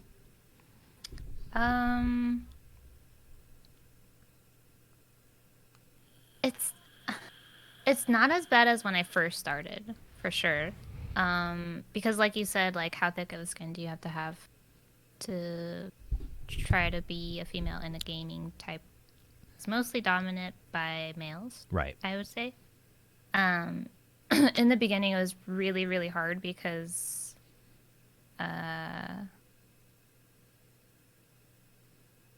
it was just not something I expected to be happening. Right. And let me go ahead and preface this. So I wasn't prepared at all. Let me preface this so that way you don't have to say anything. As an attractive girl streamer, as a tiny cute girl streamer, not as just a girl streamer, but also as a tiny adorable girl streamer. So now that you don't have to say that. Because that also changes the dynamic. That it's not...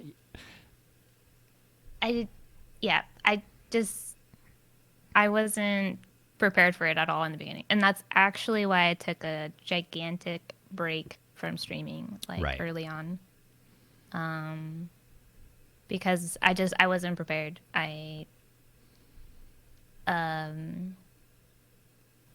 There's just, like, now I see it as more like, okay, are you a bot? Like, because it was just so often that you see, like, a random stranger, like, just drop in your chat and say, like, you're ugly, or the whole show feet thing, or like, just being really creepy. Right. I definitely just wasn't prepared for that. And then now it's easier because of how often it's happened, and it kind of just makes them look like bots. Right. But I've also noticed that there are other channels that I've seen that I feel like that have gotten it much worse than I've ever witnessed in my own channel. So I'm really grateful for that. So it's one of those, like, it's gotten easier. Yeah. The more, I guess, because, like, it's like the more people say it, the more it's like this doesn't even mean anything anymore. Like the more Yeah. like the more people say the same, like if somebody says the same thing over and over to you the first several times, it's going to be like, wow, that's like, but then once you've seen it 1,000 times, then it's like you're going to have to come up with something better. Yeah, exactly. Yeah. It's And people take it, it's kind of sad to be numbed by that yeah, in a way, or that it has to get to. right. Yeah, yeah, which I mean, absolutely. Like it is, that's kind of a sad way that the world is, that we assume that a girl has to learn how to deal with people being shitty or like overly, I mean, yeah, I can't, which again, like I can't relate to that. Like I literally, I can think about it and I can understand like that's messed up, and like I can't relate to that at all. And that's the part where I feel like having a conversation is hopefully going to be helpful to be like, this is weird. Like, don't be weird to people. Like, Yeah. would you say this? You think about things like, would you say that to a girl on the street? Would you say that to a stranger that you don't know? Would you say this in front of your mother? If you're if you're in Walmart with your mother, would you say this to a girl that you saw? Like, Yeah. don't act like that. Like, I don't know. It's weird. It's Yeah. weird. Now, what are the and hopefully you don't get too grossed out by this. Like, what are the weird things that people say? Like you mentioned feet. People talk about feet. Are there weird are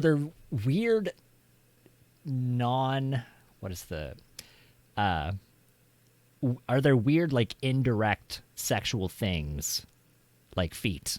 I feel like feet are indirectly sexual because like people are into feet. Or like, are there other weird things? I'm trying to be PC here.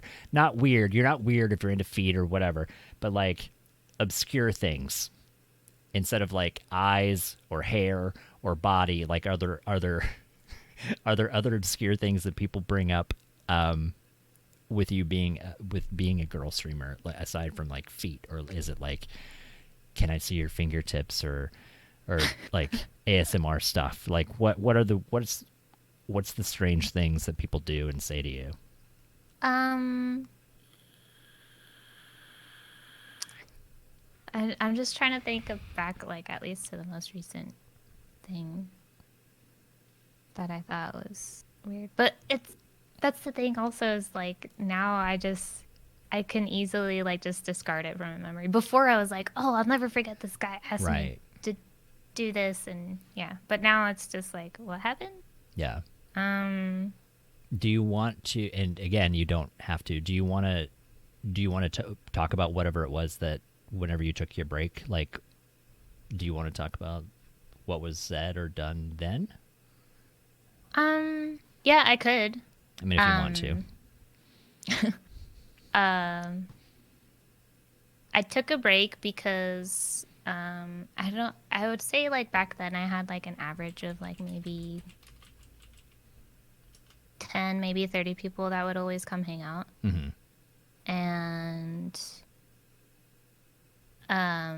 people that I would see on the regular, I started to feel like a closeness with, like friendship and so forth. And so whenever I would get messaged, like let's say Discord, like, oh, how's your day? I did this, I did that, whatever. It was just like mutual conversation, and like that's it. I was having fun. I felt like, wow, I'm making friends doing this also. Right. And I'm pretty like I don't really socialize like IRL, Yeah. especially this year. I think a Right. lot can say that, but even more so, like, I didn't have too much of a problem adjusting because I was already like making friends online anyway. Yeah. But at that time, there was just like an instance where someone that I thought was a friend just started to be a little bit more like it was just like a random like really inappropriate comment that I don't know if I can say. But basically they wanted to meet up and do things that I don't want to disclose, but Right. I was very, very caught off guard by this because that is not something I wanted to portray that I wanted, or I Right. was just very like, I can't believe this is happening. Like, I So I was. did it Oh, make go you ahead. feel like I'm channeling my inner Dr. Phil? Did it make you feel like you had done something that brought this on? Like, were you thinking like, am I behaving in a way that makes people think this is something that I want to happen? Yes, that's where I was like really conflicted. Like I would just almost be angry at myself. Like, how can it be that like my niceness at this person like was portrayed this way? Which then I would like kind of draw back and say like, well, I guess when you're nice, it's like only natural. Right. I don't know, but it was just very like not even like a. It was just really gross what this person said, Right. and I thought they were my friend. Right. And then I just felt like anytime I started to stream after this incident, I was just like, is this what other people in chat are also thinking? Like that Right. I would like offer something like this, Right. Right. basically. So I just felt like very betrayed by that Yeah. feeling. So I stopped and I like didn't know how to handle it. Yeah. I mean, which is absolutely understandable. Like, there's, situations come up where you're like, what do I do with this Yeah. information? Like, how do I behave, or how do I like one of the Yeah. weirdest I'm going to share, and this is not a stream thing. This is a real life thing that I remember. I'll give you an example of awkwardness that I had to deal with. One of the very, very few times being a guy. But this girl I used to work with at Toys R Us. It was late one night. Like, it was during Christmas time when like we would be there till like 2 a.m. or whatever. Nobody's in the store. But I remember this girl coming up to me and saying, I'm trying to remember exactly how she phrased it. She said, "What are the chances of a girl like me and a guy like you getting naked together?" Oh my And god, that's yeah. and I was kind of like, because in my brain, like automatically, I'm like, not good. Like, the chances are not very good of that happening. I mean, because superficial things are things, but I'm like, your chances are pretty low with that happening. But so, and what makes it better, because I'm like, like I don't remember exactly what I said. I think I came up with something like, like there would have to be like an emotional attachment. Like, I was trying to be nice about it. I didn't want to be like, I would never bang you with someone else's dick. Like, so I'm trying to, like, I'm trying to say something nice about it. And so like 5 minutes later, I'm in a back room, like somewhere else that I thought was secluded, and talking to somebody else about it, talking to one of the guys there that I was like, this girl, you would not believe what she just said to me. And so like I'm telling this other guy, and he was like, what? And I'm like, yeah, I don't know what to say. And so then like I kind of turn around, and she was standing 10 feet away. Like, she had walked into the room where I was repeating this story. And so then I'm like, cool. But yeah, Wow. that was that Yeah. that was one of mine. Wait, Yeah. it actually what I was gonna say before I was like gonna interrupt, but that's actually basically how that message was. Yeah. Like, we should meet up and do all Right. this stuff. And that's followed by me. I did reply. I said, sorry that I don't even know why I said sorry, but We're like, no, thank you. yeah, basically explaining like this is not no. Right. And the I was even trying to be like conscious and nice with my response because I understand that people guess see things differently Right. than how it's interpreted. So I was even responding in a very nice way, very cordial. Uh, but the response I just got was that, oh, well, you're just a, what was it, like tight ass bitch or something, like Yeah. for basically saying no. Right. And that was followed by going on my other social medias and kind of spamming me that and having to block this person Oh, for like wow. going to Instagram and then Twitter and then DMs like versus on Twitch as a whisper. So it was just like getting a bit too much. And then on Discord again Right. by a different account. It was just like, what is happening? Like, Right. So I they can't believe this is a thing that people do. yeah, that's the part I don't understand. Is like it's one thing to do that, but then it's like they have to go a step further and be like, well, since they rejected that, now let me be even more of a prick and like Yeah. stalk everything and find every and make new accounts and whatever. Like that's the first Yeah. part. Like I mean, it's not that it doesn't make sense. Like I get it that people are like sometimes favor fortune's the bold or whatever favor fortune favors, is that how you say it? Fortune favors the bold. But like failing that, then you go a step further to be like, let me go make up a bunch of fake accounts and harass you even more. Like how Yeah. does that help your It's situation? crazy. Yeah. Yeah. And Um, like up to this day, there's just like random total strangers that kind of do the same version of that, but you have no idea who they are. You've never seen them before. And Right. they'll like drop like one of those comments that like look like, well, a dick basically in your chat. Right. And then you ban them because you don't want chat spammed with that. Yeah. And then they go out of their way to like try to message you elsewhere and say like, oh, you like what you see, Yeah. and then they make another account and they do this. It's like, how much time do you have? Just go away. Right. And it's, I mean, and the other thing is like, it's not like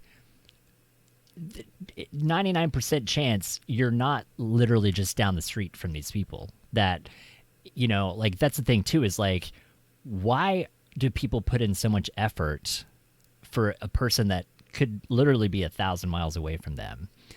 That they need to go to all this trouble to try to send all these messages and do all this stuff and whatever, where it's like, it's not even like you're ever going to see them.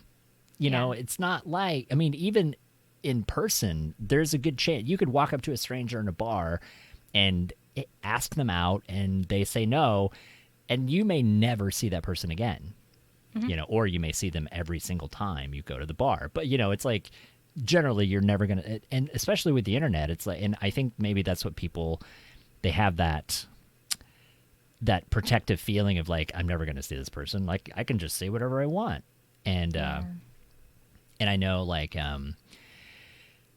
there is a YouTuber, she was in a YouTube channel called Funhouse. Her name is Alana. And, she talked about this in one of her videos one time, that like all these people just unsolicited dick pics. And so she was talking about how she just saves all of them in like a giant folder, saves all these pictures, and then like number one finds the person like on Facebook or whatever and sends those messages to their mother. And and then the other thing is that she will which I've found very hilarious, but also very time consuming, that she will, from her collection of all these dick pics, she will find one that is just slightly noticeably better. and send it back to that person. Just to be like, you think that's great, but here's one that's just a little bit better. But, where it's not like a normal person, you know what I mean? Where it's not like a normal person and then like, here's this guy that has like a horse cock that's 13 inches long. So it's like just a little, just enough to be like, shit. Like, you're right. That just, it's a little bit better than mine. That's awesome. Yeah. That she does that. So yeah. I don't know how actually she has like the strength to do that. Right. It seems I don't think I would have the fortitude to deal with all that, but me neither. I mean, I guess maybe if it's happening so much that eventually you're Right. like, you know what, I got to do something about this. Yeah. But yeah, but so it's, I mean, and I think I've heard this not directly from a person like, but kind of in YouTube talks and things like that, like people talking about this whole topic where it's like, I think sometimes people, they kind of take interacting with the person on the internet, they kind of take that, and especially when there's money involved, that it's almost like there's a transaction that's happening, and that transaction is entitling them to different types of interaction with people, where it's almost to the point of like, I'm not a prostitute. Like, do you get things like that, like where it's, where people are trying to use money to barter for friendship? Yes. Not even for friendship necessarily. Like I'll get messages saying like, what's that called? How like when you're a kid, your parents an allowance. Oh, an allowance. I'll get yeah. messages saying like, I'll give you an allowance every week and help you with your goals if in exchange for like a date or just I don't even remember exactly what the exchange was for, but Right. just what? Like, Yeah. you're offering a random stranger an allowance. Right. And so it sounds like this was kind of like a non-sexual agreement. Like they, or I mean, was it implied, or was it like, I will, like a sugar daddy kind of thing, where Yes. it's like, I'm going to give you X amount of money and you have a video chat with me once a week or something, like that kind of Basically. arrangement? Okay. Yeah. Just weird stuff. And you just like never see them again. Like, which is great in a, Right. like in an obvious way, but it's just like crazy that Right. that's out there happening. Oh, it's got a raid. I have to yell for a second. Hold on. Okay, go ahead. Krantz Rants raiding with a party of 19. Thank you so much for the raid. Hello and welcome everybody. I'm Flitzanu. I don't know that I am familiar with Krantz Rants as a streamer. So welcome. Thank you for coming by, and thank you for bringing your people over. Hello. Hope you guys are having a good night. I'm hanging out, having a chat with Marmellohh. We're learning about female streaming and how not to be a dick. Maisie Nights. Okay, cool. So welcome and hello. Sit back, enjoy yourselves, and learn how not to be a dick on the internet to girls. Welcome, everybody. Thank you so much. Also, let's do if grants rant. Did I get? There we go. Okay, I'm back. We had a raid. Oh, Nice. I have an API error. Weird. Uh-oh. Weird. LJ Law Dogs are learning how not to be a simp. Yes, we're learning how not to be a simp. That's the lesson for the day, is how not to be a simp. Although we were talking about this earlier, I think some simping is okay, because like I don't want to take away from people gaining potential money because of simps. So like some don't overly simp. Yeah. When that whole thing started trending, I was actually talking about this yesterday or something. I had to look up what that meant because I thought simp was short for simpleton, like a simple Right. person. See, I heard that many moons ago when I was playing. I was playing World of Warcraft, and the guildmaster, he would say that a lot. He'd be like, "Don't be a fucking simp, dude," and I'd be like, "What? What does that even mean?" And it was like simpleton. It was like you're being dumb. Like, don't be a simp. It Yeah. was nothing to do with this meaning that they have now. And Yeah. so when I started hearing it again, I'm like, I haven't heard that. And I mean, like literally, it was like 2004 or something when I was playing World of Warcraft, and it's like simp is making a comeback. Yeah. But different. yeah, and yeah. Anyway, sorry. Carry on. So you heard simp, and you had to look it up, and you were thinking about this the other Yeah. day. And it's someone that looks up and puts someone on a pedestal, like that level of niceness and stuff like that. Yeah. And so basically on Twitch, anyone who I guess either donates or subs or says nice, even like a compliment, like, oh, your hair looks nice. There's like that random like guy in chat that's like, oh, you simp, or Right. just it's just like everywhere now. It's Yeah. like yeah, Yeah. It's everywhere. like you can't be nice. Without being called a simp. Yeah. And it's I don't know. Are you a fan of PewDiePie at all? Or are you Are you a fan? Are you impartial, or do you hate him? It's usually one of those three. I actually haven't seen any of his content. I've seen like clips, but Right. like not enough to like really know anything about him. He back when this was happening, he started talking about it. Like that's really how I kind of started watching him recently, was that he calls out all the dumb shit that people are doing on the internet. And so it's helped me stay ahead of trends that are happening and learn what's going on. And he was talking about that. He's like, because it's just what I mean, it's like you can't say anything nice. Like you can't compliment people. You can't, try to be positive to another female. Or a female, not another, but be positive to a female if you're a guy. And otherwise you're a simp. It's like you can't do nice things to people. You can't, if you donate, then obviously you're a simp. If you're giving money to a girl that's a streamer, blah, blah, blah. I'm like, that's what Twitch is for. Like Twitch is, it's like you show appreciation by, complimenting people or tipping or whatever it is, but like, Right. it's not suddenly like now you're a simp just because you do something nice. And Yeah. it's like, don't ever be nice to a girl. That's how they get you. Yeah. Someone in Counter-Strike, in the beginning of the game, you're supposed to like buy weapons, like, Right. for the game. And someone dropped me a weapon, and they're like, simp. And I'm like, are you kidding me? Like, I can't even get a gun without someone else like shaming someone. It's just, Right. I can't believe it. Have Times. you ever thought of, I don't know that it would work for you, because this is my simp moment, that you have a very noticeably cute girl voice.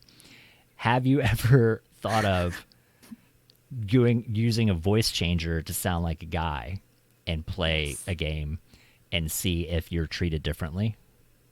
Yes. I have thought about it, and when I tried to set it up, since I only play basically games while I stream, Right. I wasn't able to do it to where the stream would get the good quality, because the app I was using for the voice changer, it was not the greatest. So if I could only use the mic or the Right. voice mod mic app, and the voice mod mic app has like really awful background sounds. But for the game specifically, I did want to try that. Instead, I've resorted to just going along with people thinking I sound like a 10-year-old boy. in the Okay. game. So I just kind of leave it at that. And I kind of hope that that's what they keep on believing, just so I'm not trolled. Right. I could Literally less trolled if they find out. I could that see I'm a that. girl. I don't think you sound like a 10-year-old boy, but I could see that. 10-year-old boys may sound like you. Well, we could flip that around. 10-year-old boys may sound like girls. That's interesting. Yeah, it makes me curious. Like, because I mean, and you could see that even in like MMOs and stuff, that when people are playing female characters, that people would always tend to be nicer or more giving to them, even though you know that it's an old man in his basement playing the female character. Like, it's not a girl. Like, I don't know.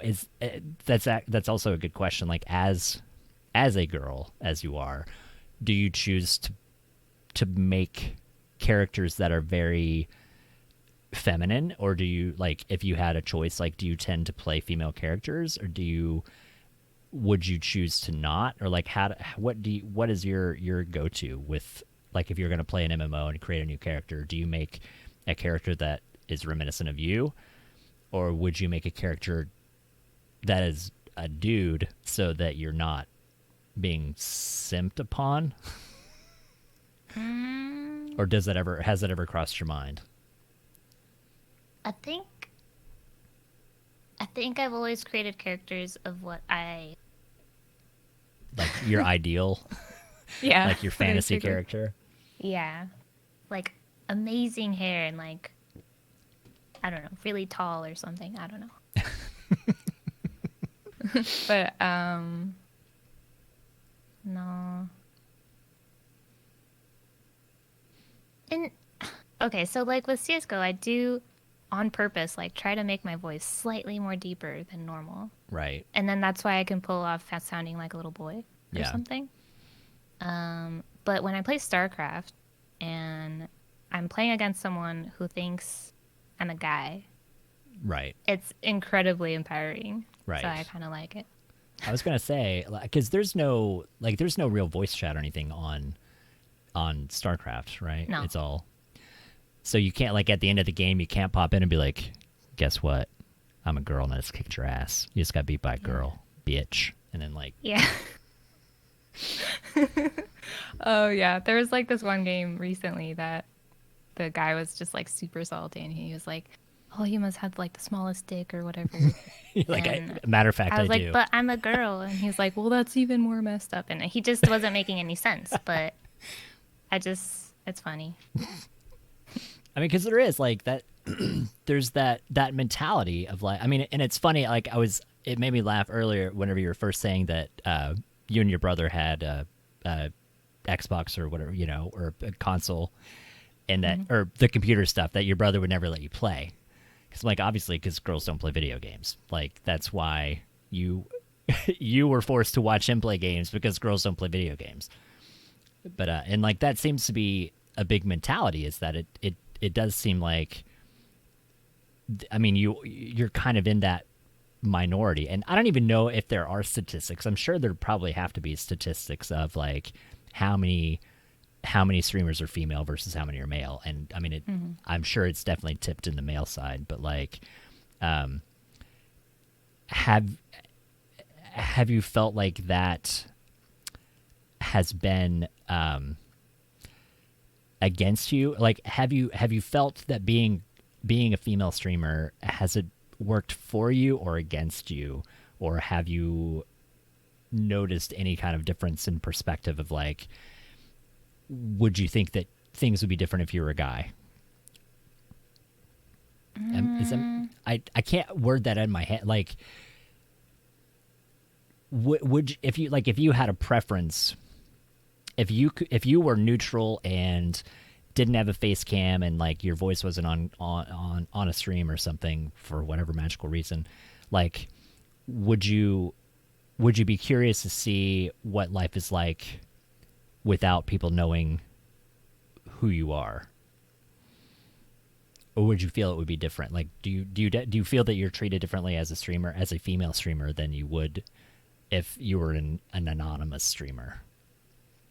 Like, not necessarily a guy. Right. Um, I think so. Just based off of like when I've done no cam streams, there's definitely a lower viewership in general. Right.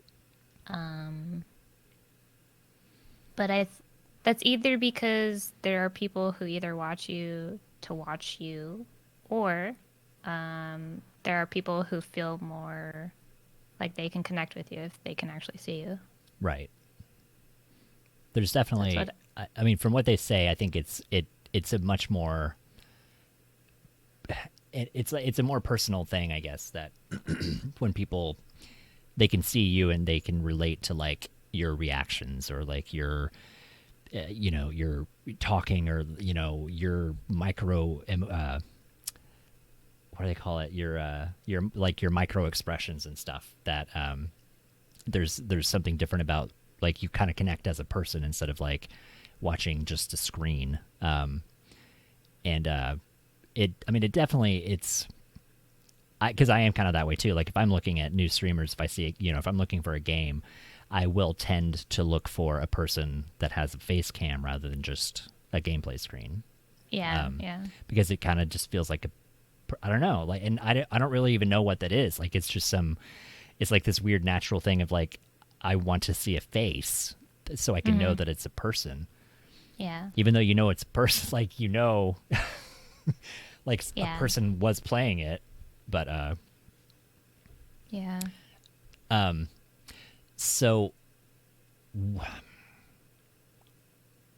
we've talked about comments in chat, like we talked about I know we kind of briefly touched on it, like I don't know that we went into in too much detail about like people need to not think that simping people need to not think like tipping or donating or whatever, like that does not barter anything from you as a streamer, like you as you and also you as a streamer, that people giving you money or tipping or donating or subscribing or whatever, like do people with you, do they tend to I mean, I know we kind of talked about that, do they tend to think that means more than it is? And is that something you'd be like, listen, just because you're a sub, that doesn't make us best friends? Like, do people act that way? Yeah, there's just like a difference. And it's totally noticeable when people are doing it because they want to, or there's the people that are doing it to get something specifically in return. Right. Which I'm glad I can now differentiate when that happens. Right. So like, for example, if there's like a brand new person that I've never seen before subscribed for the first time, I'm like really grateful. But I still, because of previous experience, I'm still cautious. Right. And like, there's been like a recent instance where I kind of shared a little bit with you, where it was a brand new person and then they just kept gifting, like all in one day. Mm-hmm. And then like, then they would start messaging me like during stream, like, and then sending me sad faces if I'm not responding. Right. And then requesting like a phone call, like via Discord. Wow. Okay. And then saying things like, oh, I live here, maybe we can meet up and I will help you meet your goals, stuff like that. It's just like, what? The call thing is interesting. Like that. Yeah. I was just thinking about that. Like I mean, I would consider us friends. Like I've known you for like 2 years. I've never thought like we should have a Discord call. We should just like talk and hang out, like you and me. But this is like following day type of right situation. And like even like within the 2 years, like I mean, it's never been like I don't want to fucking talk to her, but it's never been like I've never thought like I should have a phone call with people, like people that I've met. I don't know, that even just seems really icky. Yeah, it is icky because not only did you like give all this stuff to this person, but now like you're like hours later like requesting like possibly like a lunch date or something like that. It's Right. just like you kind of feel like, okay, are you buying me right now? Like, Right. Right. are you gifting all of this to me to buy a date? Right. And you just feel like really icky and like, and then if you, let's say, which I did, reject whatever it was that was going on or being requested, you just never see them again. Like, Right. they don't care to talk to you again or actually get any kind of friendship or anything. It was Right. just all for in hopes of getting a date. Yeah. And I'm just thinking like, this is twitch.tv.com or whatever. Right. Like, there are other apps for these things, and you don't have to give them subs. Right. That yeah. So I mean, do you find that people treat Twitch as like a dating service that people like? Yes. Because I know like you probably I'm assuming and thinking presumptuously like you probably have more of a circle of female streamer friends than I do. So like you know like that there is there, I guess it's kind of a two-part question. Is there a bit of familiarity, like a sisterhood of traveling pants with female streamers to kind of like flock together and kind of support each other? Or do you again, that's presumptuous that I would think, because I know a few female streamers, but you know like my group tends to be more guys. And so I don't know, like, do girls tend to have more of a circle of female friends, or is it just a crapshoot? Like, maybe they are, maybe they're not. I think it's half and half. Yeah. Because I feel like there are, but in my experience, it's half and half. Like some other fellow female streamers, like they're really supportive of you, and then like, there's the girls that are like trying to be friendly with you and like try to like host you or raid you or get the return host or whatever. Yeah. But then they like secretly like really don't like you. That they're But they're catty. That they're catty girls. yeah. Like So your standard high school catty yeah. cheerleader girls. Yeah. Where they're like, oh my God, hi, it's so good to see you. Yeah. You look I've like so good. come to find that like you think you're like out of high school like for a lot of years, like maybe even a decade or two, but it's still the same. Yeah. Like even on Twitch, like you'll find out like this girl is like really like chatty and supportive to this other streamer girl, but then like somewhere else, like either Discord or Twitter or whatever, they're like talking mad trash about them, and it's like seriously, Right. Like, isn't that never supposed to be like changes. a high school thing or something? Never. I don't. It's always. That's why I just always assume that I'm better than everyone. It just makes it easier to just be like, I'm obviously smarter and better than everybody else. So that way there's no weird competition. I don't have. I'm just kidding. So was there anything else like was there anything so as and well because we can talk about some other stuff, is there anything else that you wanted to get off your chest as far as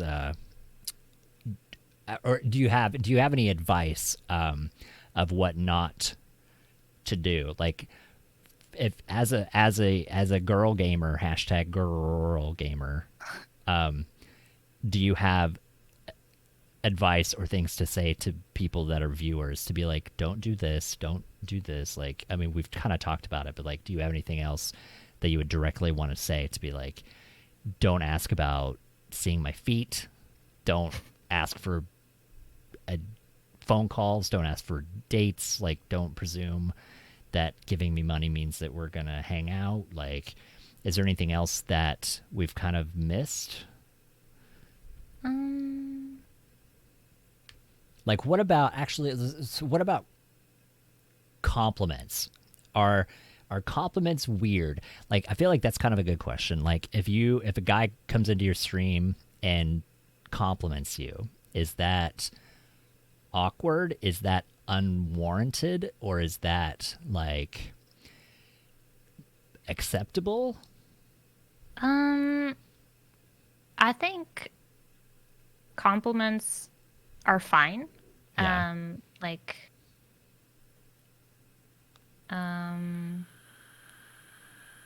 if the person like is genuine, like your hair looks really nice, or like I love your shirt, Right. or like I love how you do your makeup. That's all like fine and normal and like to me anyway. Right. But when it gets to the point where like someone you have no idea who they are comes in and says, "Hey babe, you looking whatever," just like really Right.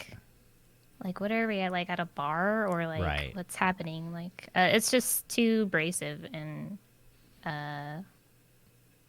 just So like mild superficial compliments are okay. yeah. I mean, because If you're complimenting somebody's appearance or a specific thing about their appearance, as long as it's not like nice ass, because you're like, don't. yeah, Say, when you start to say like, oh, oh, show your tits or something, it's right. Like, where thank are you, you? but no thank you. Right. Or there'll be like the random people just like that are totally opposite, and they like just tell you how ugly you are, or like, Right. or they ask you where are your boobs, or just total dickheads. Yeah. Like, don't do things like that. Yeah. But as a viewer, I think I don't understand. There's like people I can't tell, like just pretend like you're outside and like you're at the grocery store, or like you're hanging out at your favorite cafe or bookstore. Just like act like that, like when you see another person, Right. just like if you want to talk to them, like try to make a conversation, or Right. like Say something normal. Don't. yeah. Yeah. That it's because I mean it's one of those, because you can't always tell.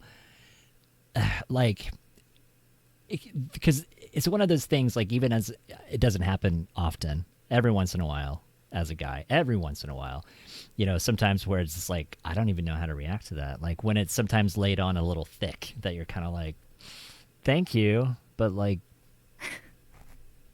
I'm more than a piece of meat.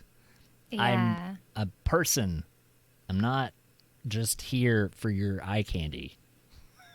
Yeah.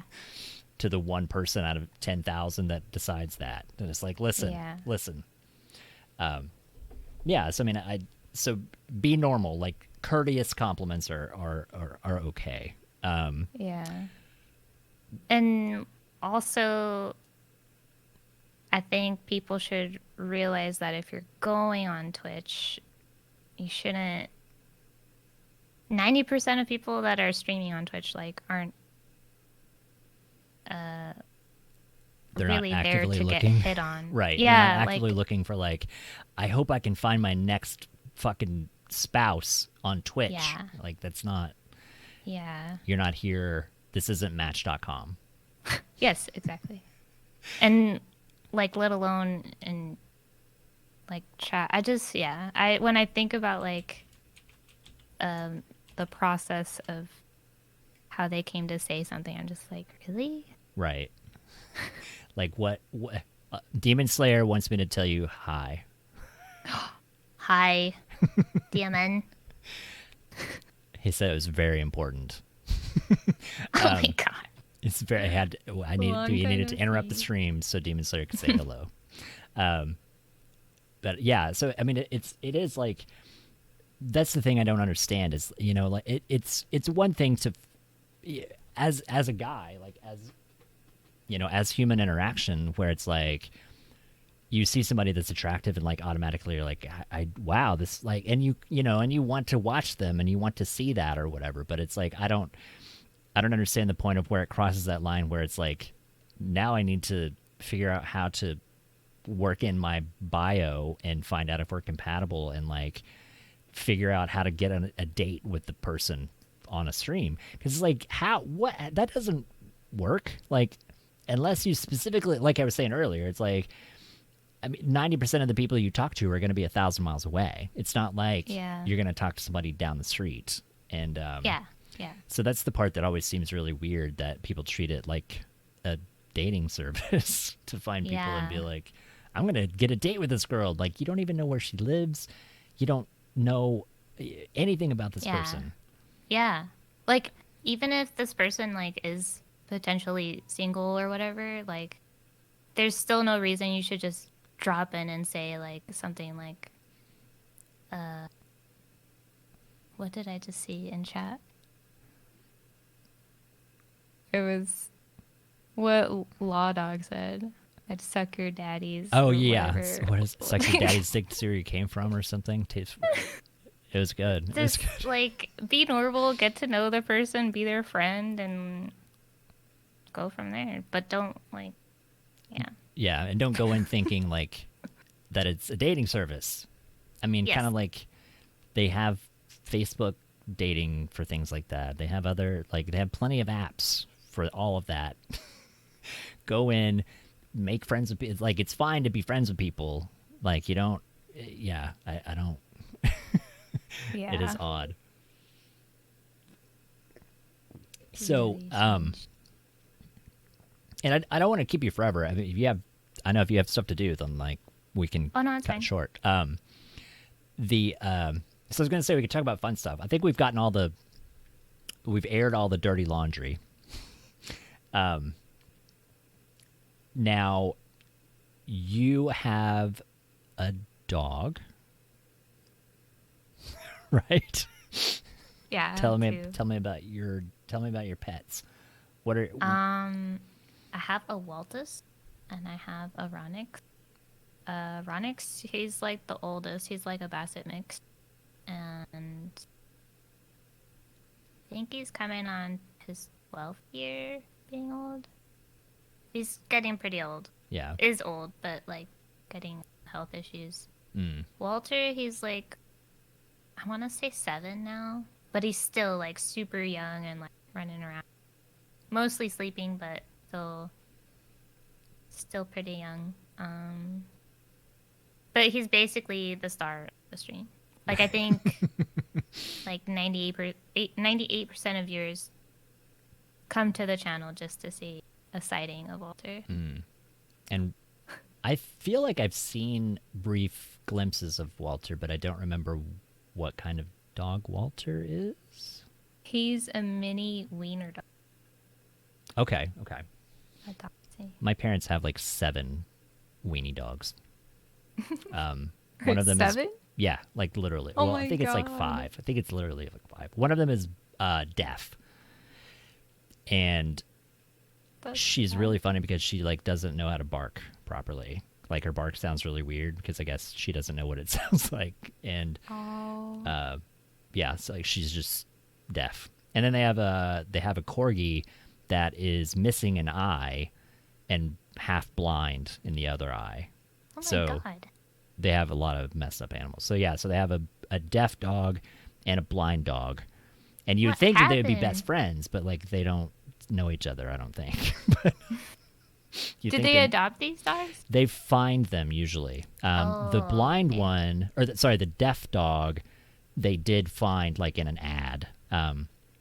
So they they had and as natural animal life is typically much shorter than people life.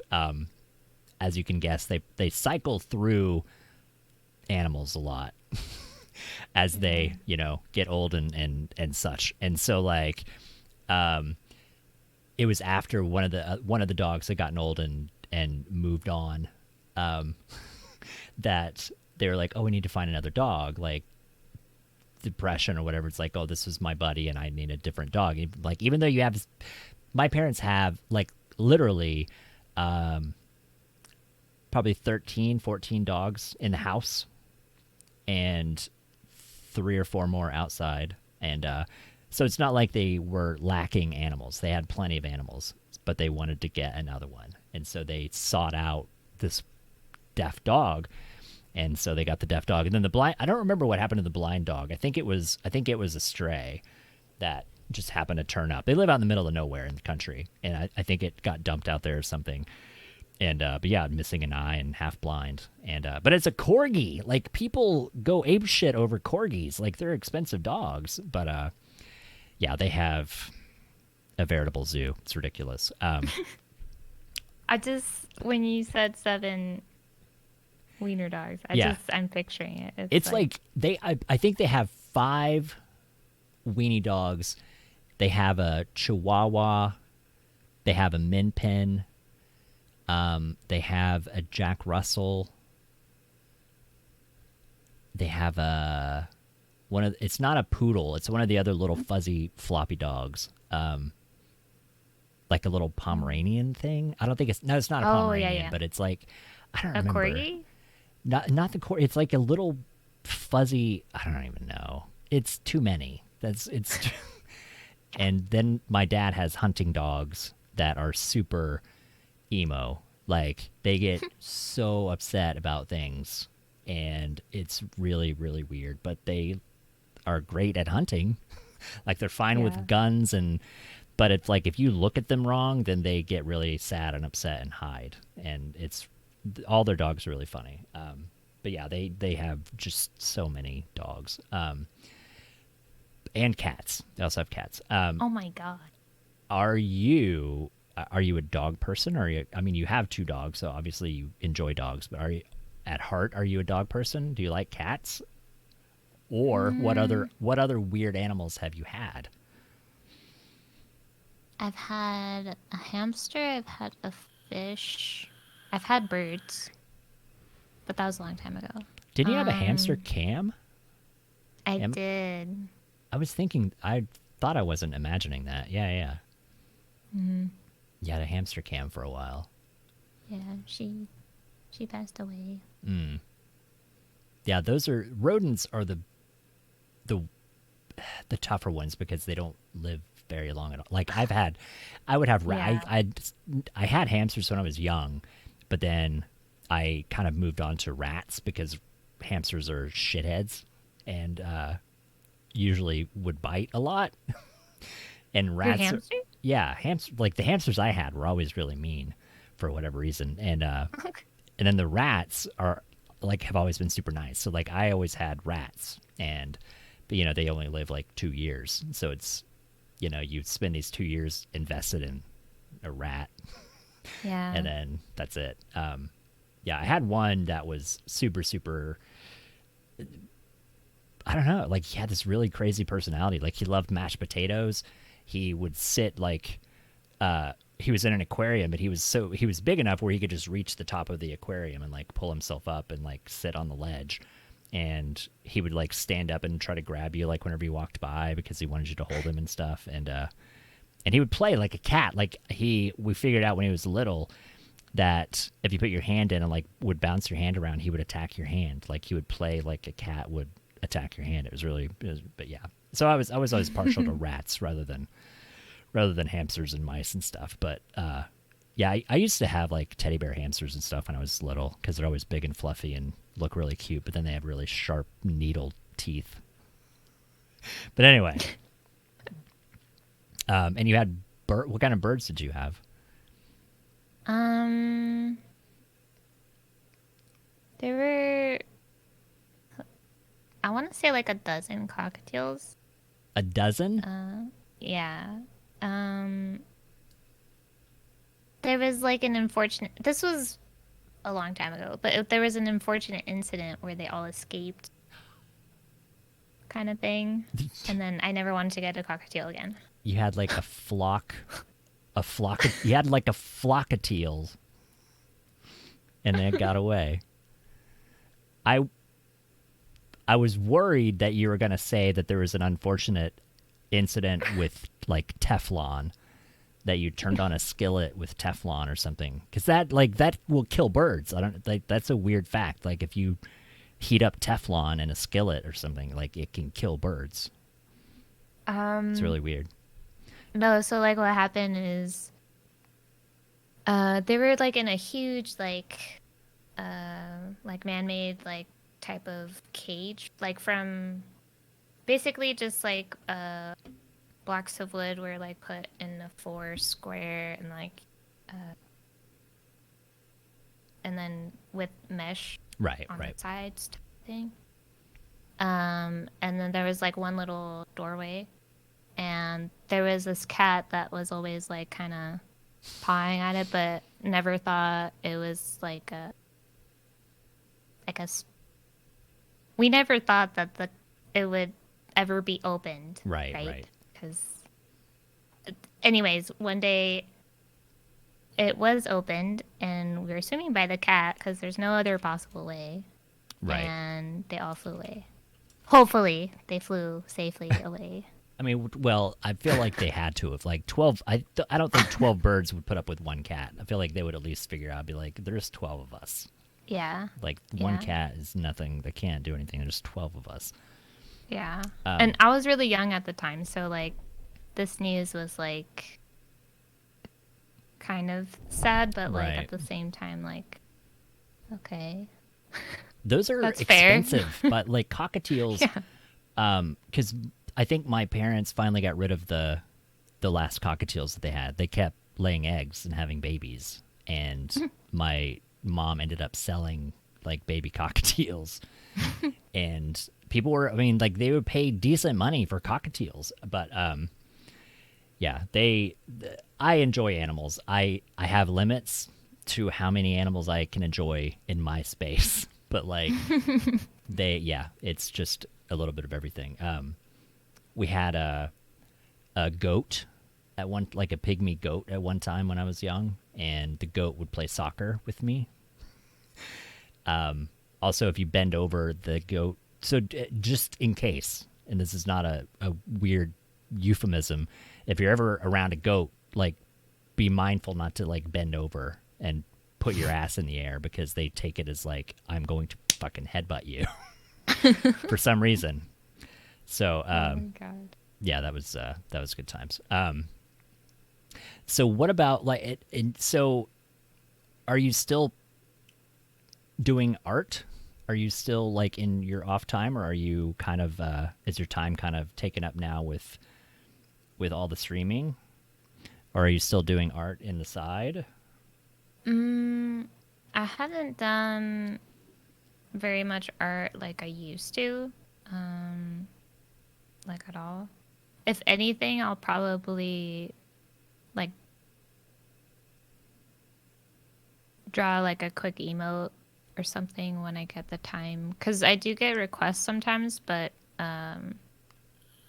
I've recently, or not recently, I've closed commissions just because of the time that I have. Right. I've mostly just been dedicating it to streaming. Yeah. But the type of drawing that I prefer doing does take up a lot of time, so I haven't done any, unfortunately. Yeah.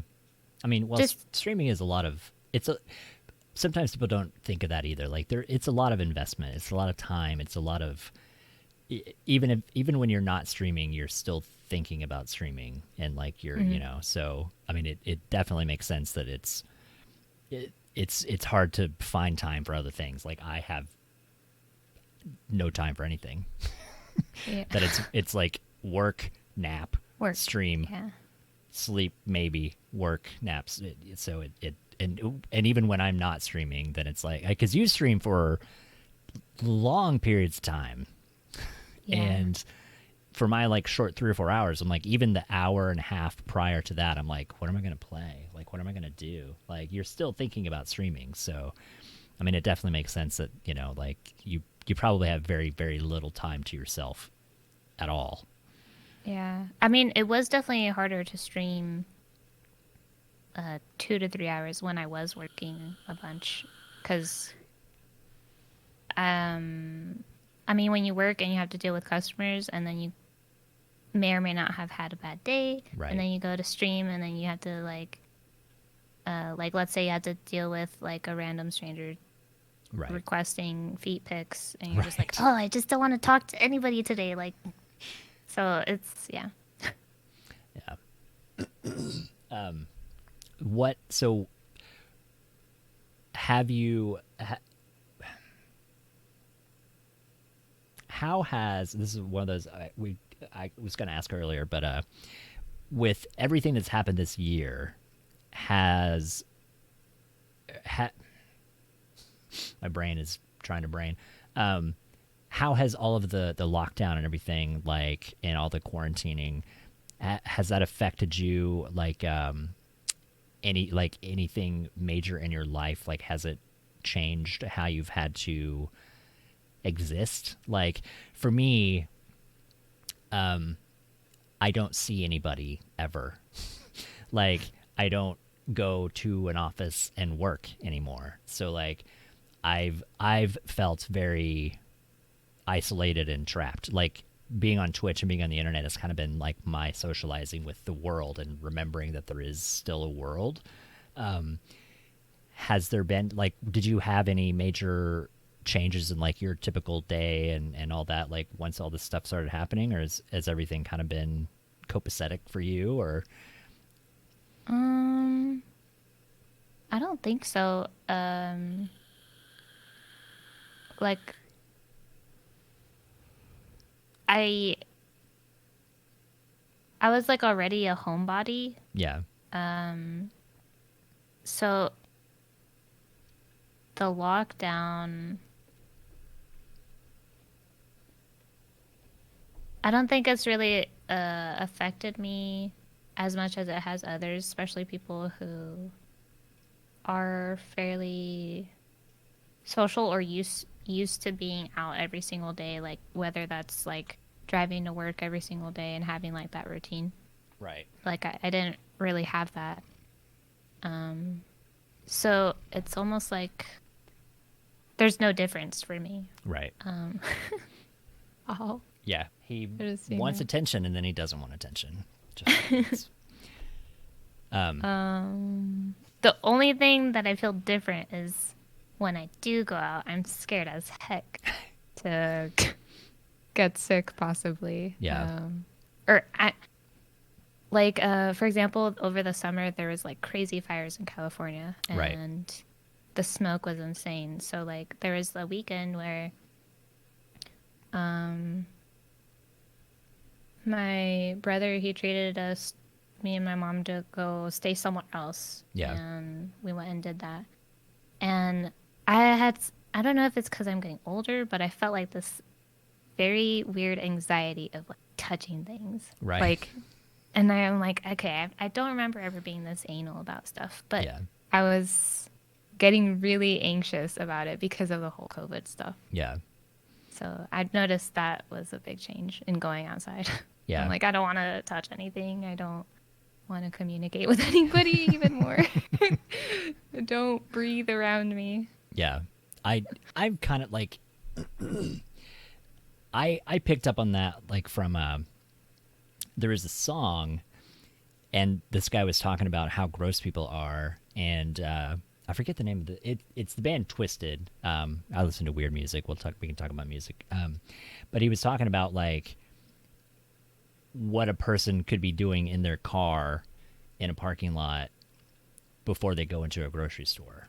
And then you're like, Jesus Christ, you're right. Like, what have people touched before they go in and start touching other things? And I've never been, like, I'm really not a germaphobe, but thinking of things like that, like when I travel, especially, I try in airports and things, like I try to be very mindful of not touching things and then touching my face or my mouth. And but yeah, like I think that's been more so with everything going on. Like I've kind of been a little more cognizant of like, don't touch a doorknob and then touch my face or something. But and I kind of, like I'm kind of like stick to myself. But yeah, I I don't know that I don't think I've gotten overly paranoid, or I don't think I've gotten any more paranoid about it, I guess. But it's definitely like, I mean, because I used to be a very social person, and so it kind of sucks now because it's like you can't do anything. Like, I visited friends, but like bars close early. There's no, like there's no real world interaction, and it's just, I don't know. Like, that's the part I think that gets me, is that it just, every day has felt like one long day since March. That it's like nothing has changed, and it's December. Like, it's almost exactly 9 months. Like, the world stopped on like March 15th or something, I think it was. Yeah. And it's almost exactly like 9 months from that point. And it's weird to think about that. Yeah. It is weird. Is there anything like that? My cat's looking for toys to bring me now. Like, is there anything that what am I trying to say? I don't think you can hear him from my mic.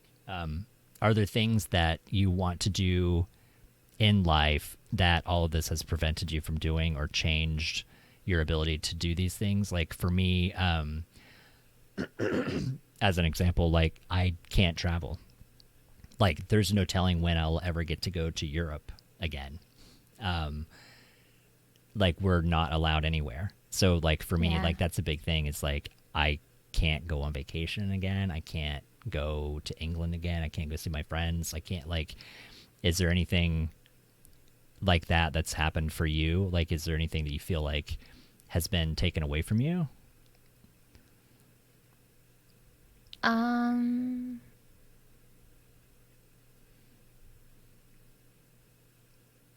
you can say no. It's like, if there's not. There's a few things, but one of them would be probably me wanted to go back to school. Yeah. That was one of my goals this year, and with the whole lockdown, like on and off, and Right. I just kind of got to feeling discouraged again about it, and that was something I wanted to do until all this stuff happened and everyone's getting sick in schools and stuff. And I just, like,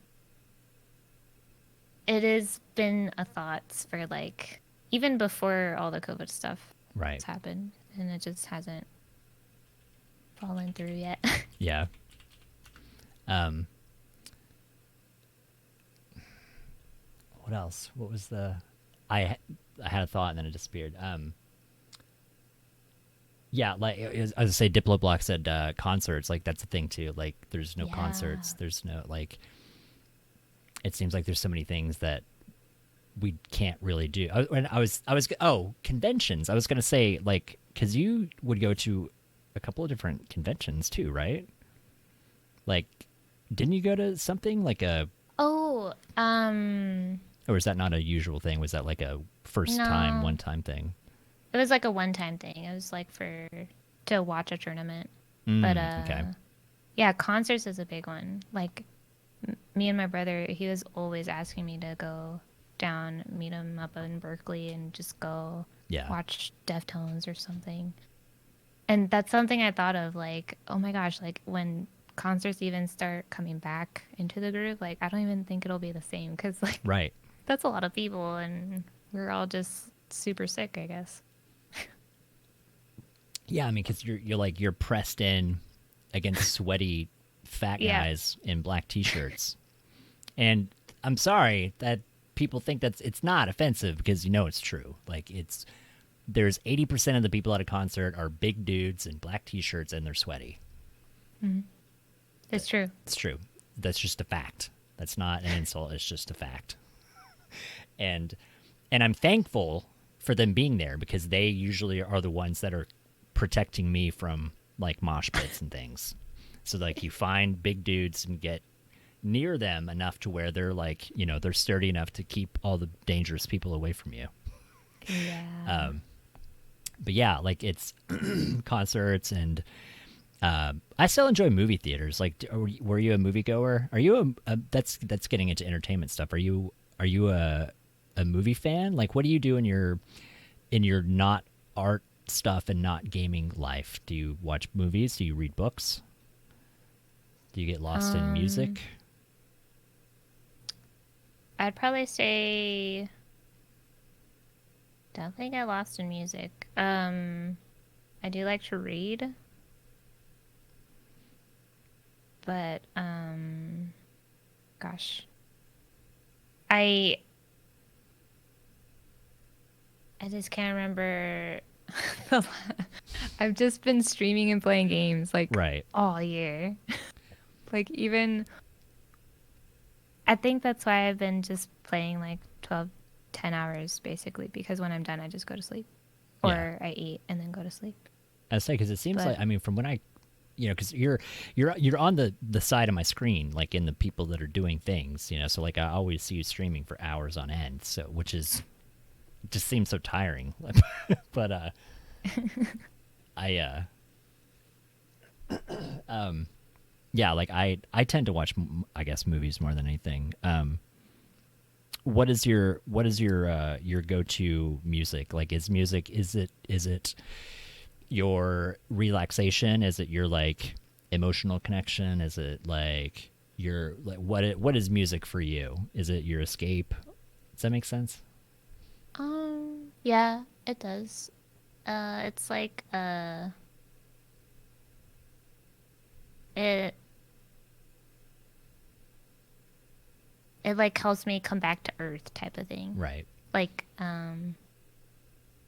if I think that's also why I have to always have something on in the background whenever I'm doing anything. Yeah. Because if I don't hear anything or if I can't listen to music, and then I'm just like hearing my own thoughts, I'm just like, okay, this is no, Right. I can't. What It's too is much. what is your go-to music? Do you have are you a variety? Are you like, let's whatever the day strikes me, or is it like, do you listen to hardcore gangster rap all day, or like what is your It just depends on my mood. Because sometimes, God, I don't even listen to just one specific genre. It's just anything but country, basically. yeah. I always say. But normally, I've been really liking indie French music because it's very soft and like really mellow and Indie French music is very specific. It's it's a Spotify playlist for okay. sure. Sorry, I have this weird raspy thing going on. It's not Rona. It's just the so when you don't live in paradise. This is how it works in Oklahoma. Is that the temperature goes from like 30 to 70, and then back down to like 30 again, and so all of that means pollen and bullshit in the air, and then everything is like right here to when you're like. Hmm. So I'd sound all like bleh. Um, what what shit? What was I gonna say?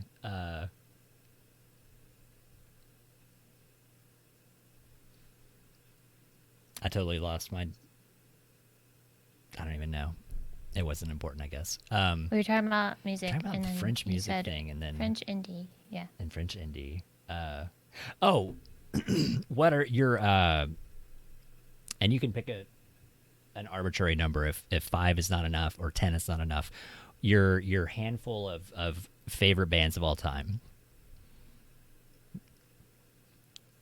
What? Wait, And what? like, so I was gonna say you can. Some people like to say your top 5 favorite bands, your top 10 favorite bands. If you have more than 5, if you have more than 10, if you have 3.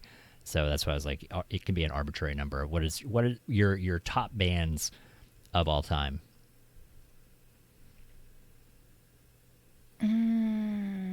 Which bands define you as a person? Your history of music, Defining. the music of your life that defines Marmellohh as Marmellohh. Oh gosh. That's too hard because I like a lot of completely different type of music. But I will always stick to what I grew up with and what has always been consistent, which was Deftones, Tool, and Birthday Massacre, and Slipknot. Those have always been consistently my favorite all time. Like, even if I'm not in the mood, I will still listen to that. Which is almost like, and it's not really stereotyping, but it I would picture you as listening to things that are a little softer and not so. I mean, that's why it's hard to answer the question. Which is, like, yeah, I mean, but it's one of those, like, because people look at me weird when I'm like, I listen to Insane Clown Posse, and I'm like, why would you listen to Insane? But yeah, it's just one of those weird, not even a stereotype thing, but it's like that's very interesting. I was watching, there was like I need to watch, I think it's on Hulu, that there's like a documentary about Maynard and his like wine farm thing. Mm-hmm. And I'd heard about it. And, oh wait, didn't you get, I was going to say, like, was it like your brother got it for you or something? Yeah, okay, so you can either order it online or you can go to the winery for it. That's the only way you can get it. There's no stores or anything. And it's in Arizona. Okay. So, like, he was passing through, I guess. He got a whole bunch and gave me some. Luckily. And it's amazing. I kind of, like, fangirled over it, mostly because I'm like, oh, my God, this is, Maynard's right. wine. But it's not signed or anything, which I think he should do. Yeah, just sign every one of them. What a dick. Maynard, you listening? Sign your wine bottles. But yeah, it was super good. And maybe it was good because of the fangirl part of me, but I liked it. I don't even... it's really weird. I've had, like, such random memories of, like, I remember this happening. Like, I think I've apparently happened to have been in your streams when these things, important things, have happened. Yeah, it was... And I don't know how that worked out. I think you rated me that day. And I was like, look at this wine. And I think I might have been a little drunk, but it was like a whole bottle all for myself. No, that's really cool. I really want to try Manson because Marilyn Manson has his own absinthe line. Oh, really? I was going to buy some one day. I forgot where we were. I was out of town. We were somewhere. And I was going to buy some, but I'm like, but it was like, I think it was just me.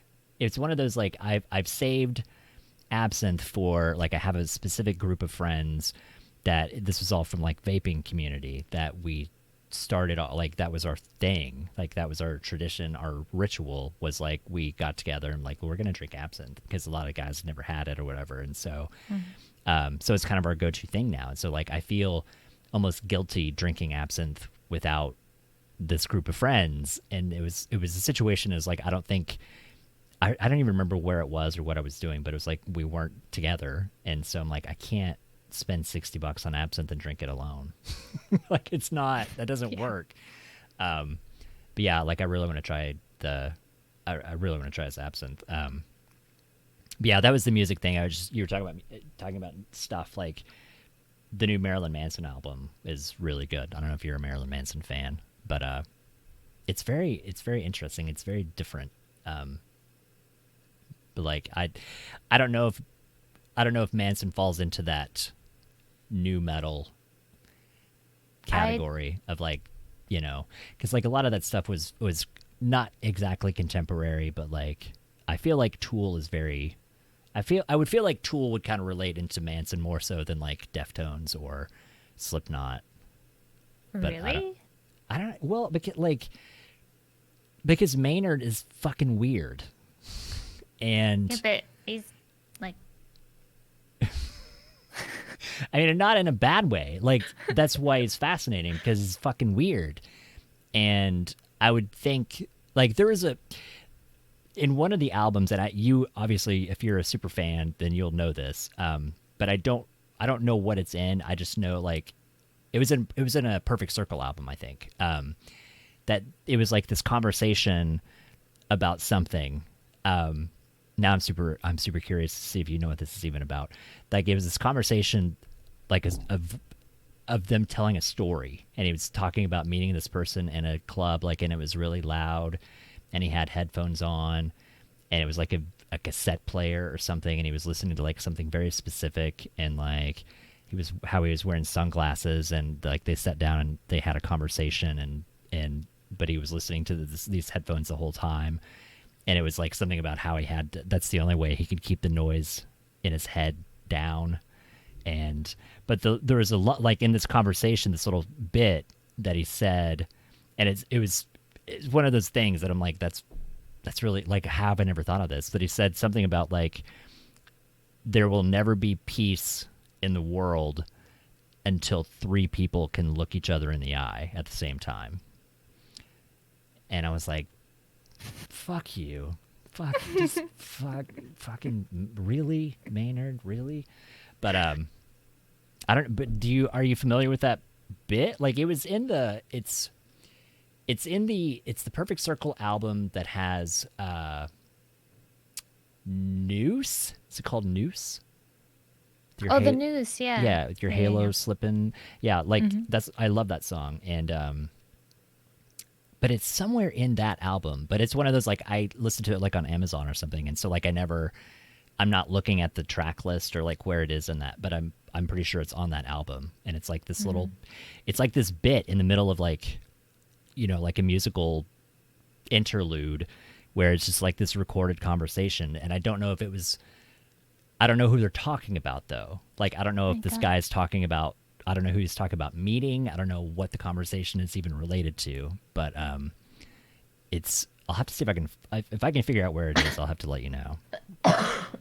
But I remember Tool when Tool, because I'm old, when Tool first came out. Like I remember getting Undertow album, and it's like, who is this band, and who is Reverend Maynard Keenan, whatever? And we're like, what is going on, and what is this all about? And and he was in. Do you remember the band Green Jello? The Three Little Pigs? Jello. They changed their name to Green Jelly because of legal reasons. They did the song Three Little Pigs. Mm-hmm. That Maynard is the voice of the pig in the song. When he says the, not by the hair of my chinny chin. Yeah, that's Maynard that does that in that song. What? Yeah. Fun fact. That is a fun fact. Yeah. Maynard did the thing. They did that one line. What? I'm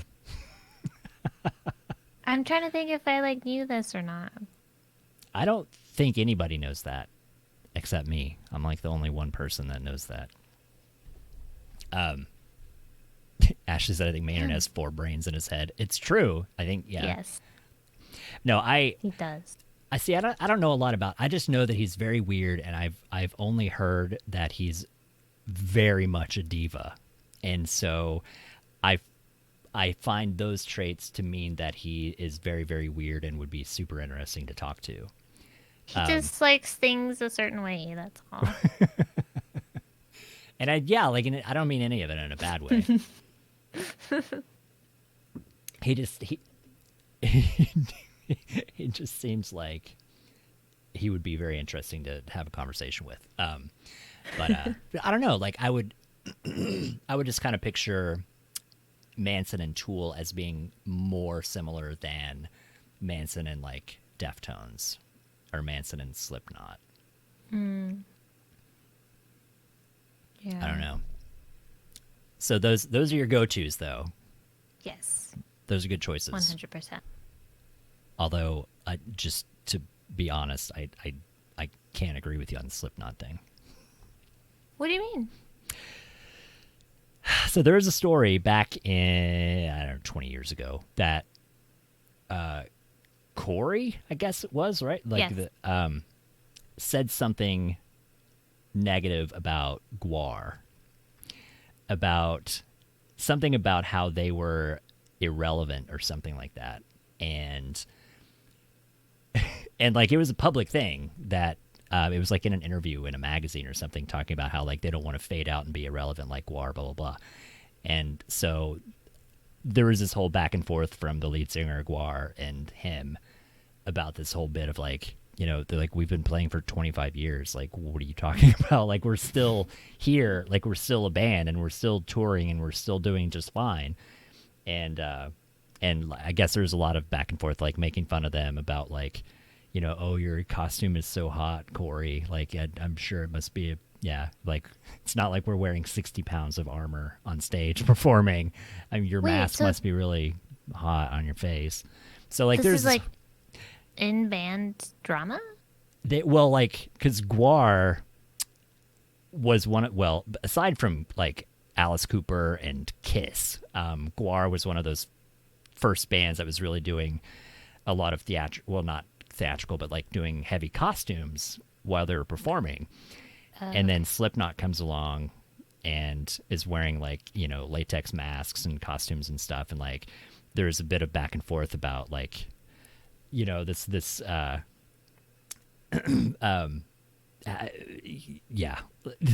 like it was like I don't know. It was just really weird for them to take a dig at Gwar when they're kind of like, I wouldn't say gimmicky, but you know, but like they were kind of doing similar things, like doing costume stuff.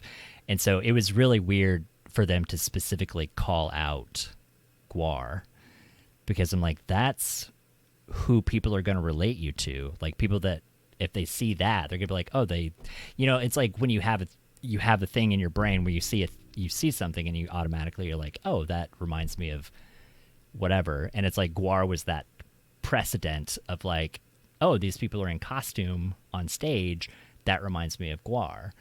Or like when that band that had a little bit of fame, I guess they're probably still famous, Ghost? Was it Ghost? I think like the guys that dressed like the Pope and wore like makeup and stuff. I forgot. And no, not them. Was it Dimmu Borgir? I was thinking of a totally different band. Dimmu Borgir or something like that. Like these dudes came out like full Viking weird monster costumes and stuff. And so it's like you see these things and you're like, that reminds me of Gwar. But I don't know. That was just one of those things. Like this is my fun story. Is I have like I have three bands of similar situations that always piss people off, and you can hate me a little bit inside for not liking Slipknot. It's fine. But like there is the thing with Slipknot that bugs me. There's Smashing Pumpkins. And everybody loves Smashing Pumpkins. Smashing Pumpkins, I saw them open for Guns N' Roses. And Smashing Pumpkins got booed off the stage because they were a nobody band and nobody knew who they were. And they were terrible, and like they were dedicating their songs to Satan or something. I don't even know. And they got booed off the stage. And then like a year later, they're like, oh my God, Smashing Pumpkins is amazing. And I'm like, no, because I saw them last year and they were awful. And so I've never liked them. And but what does Slipknot? And what did they do? Just the thing, like just that thing with him picking this fight with Gwar, because Gwar is always one of my favorite bands. Sorry, I probably should have prefaced that. I thought they did something to Smashing Pumpkins or something. Oh no. Just the three bands that I don't like because of weird reasons. Oh. And then the other one was the Flaming Lips, that everybody loved the Flaming Lips. And similar situation that I saw them open for Stone Temple Pilots, and they were awful. And then a year later, they're like, hey, everybody loves Flaming Lips. And I'm like, no, they're terrible. They were terrible. I saw them. They were terrible. And I don't know. Those are the only three bands that I've been really stubborn about not liking. That's my story. Oh my God, was there anything else? Like, do you have anything on that you want to get off your chest? Anything on your mind that you want to talk about, that now that you have the platform to say whatever you want?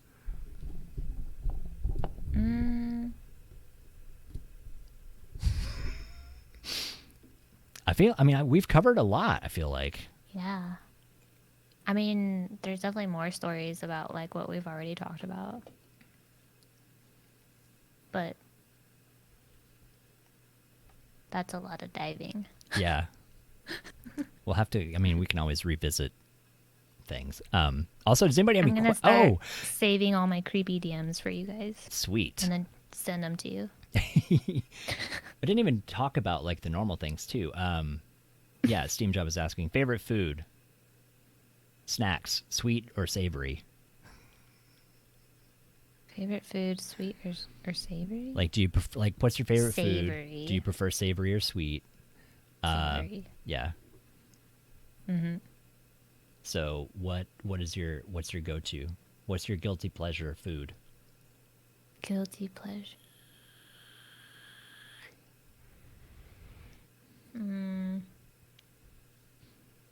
Or are you a complicated eater or are you a simple eater? I guess that's an easy baseline question. I think I'm a simple eater, and I think my go-to snack is Chex. Chex Mix is good. Somebody said Traditional flavor. Koba already answered that one for you, it looks like. I eat it all the time on stream, and it's so loud. There's like no voice suppression I can help with. Yeah. Like not. I was kind of I do that every once in a while because I eat cinnamon candy. I have a thing for cinnamon, and so I'll start eating it, and then I'm like, geez, I'm just crunching, just like right into the mic. 5150 wants to know ramen or pho, which is apparently a big debate. I've never had pho. I've never had pho? No. I've never had sushi either. I'm getting hungry now. That's actually the question I ask myself all the time, by the way. Do I want ramen or pho? That's the question. Like, which one is better okay. that I like?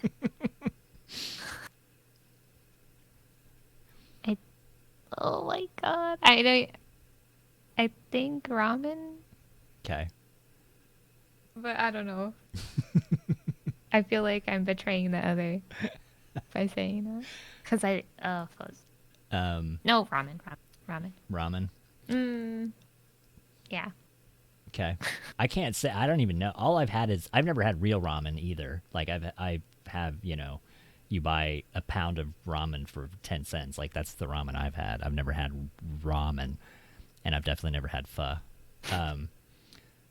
And what was the other thing? Oh, which hair dye did you use? What brand of hair dye did you use? Oh, this one I used. It was a different one I tried. It ends in the word fa. Oh. Arctic Fox. Arctic Fox. Okay. Arctic Fox is a solid brand. Yeah, it's my first time using him, actually. I haven't done my hair in this many months. However long that's the last time that I did my hair. Man, that was fast. I feel like you posted of the pink like just recently. It's hard to believe that was like February-ish. What? Yeah. Okay, see. Yeah. I streamed too many hours, Like I whatever. think. Yeah. Like I think I've done it. I redid it because I went to Amsterdam in February. So I did it before I went, but I did it blue. And then after that, so it was sometime between February and now that I rebleached it and did it pink. And then that was it. But I don't even know what. Crazy. I don't even know when that was. But it's still like, I mean, it's still, I'm backward. It's like kind of pink. My hair is fried. Yeah, it's like peach colored. Like my hair is so bad. My split ends are terrible. Like some of it's just white. Like some of the colors is gone and some of it's just white. And I just need to just do my hair again. What about what was the other question? We're just gonna go through the weird questions. Oh, something about olives. Do you like olives? Do you like olive? Is that the question? Which kind of olive, though? Green olives or black Oof. olives? No, black olives all the way. No green olives, huh? Okay. I've heard green olives are good in like some kind of martini, but I've never tried it. I'm willing to try though. And wait, so you've never had green olives in your life, or you've had them and you don't like them, but you were willing to try them in a martini? I've had it just by itself, and I didn't like it. Okay.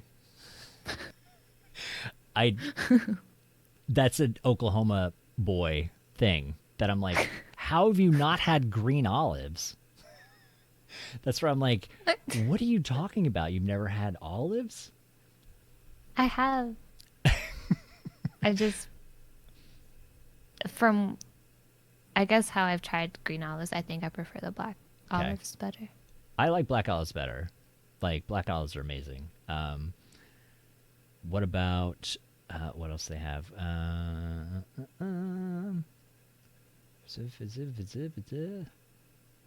Oh, they're still talking about pho.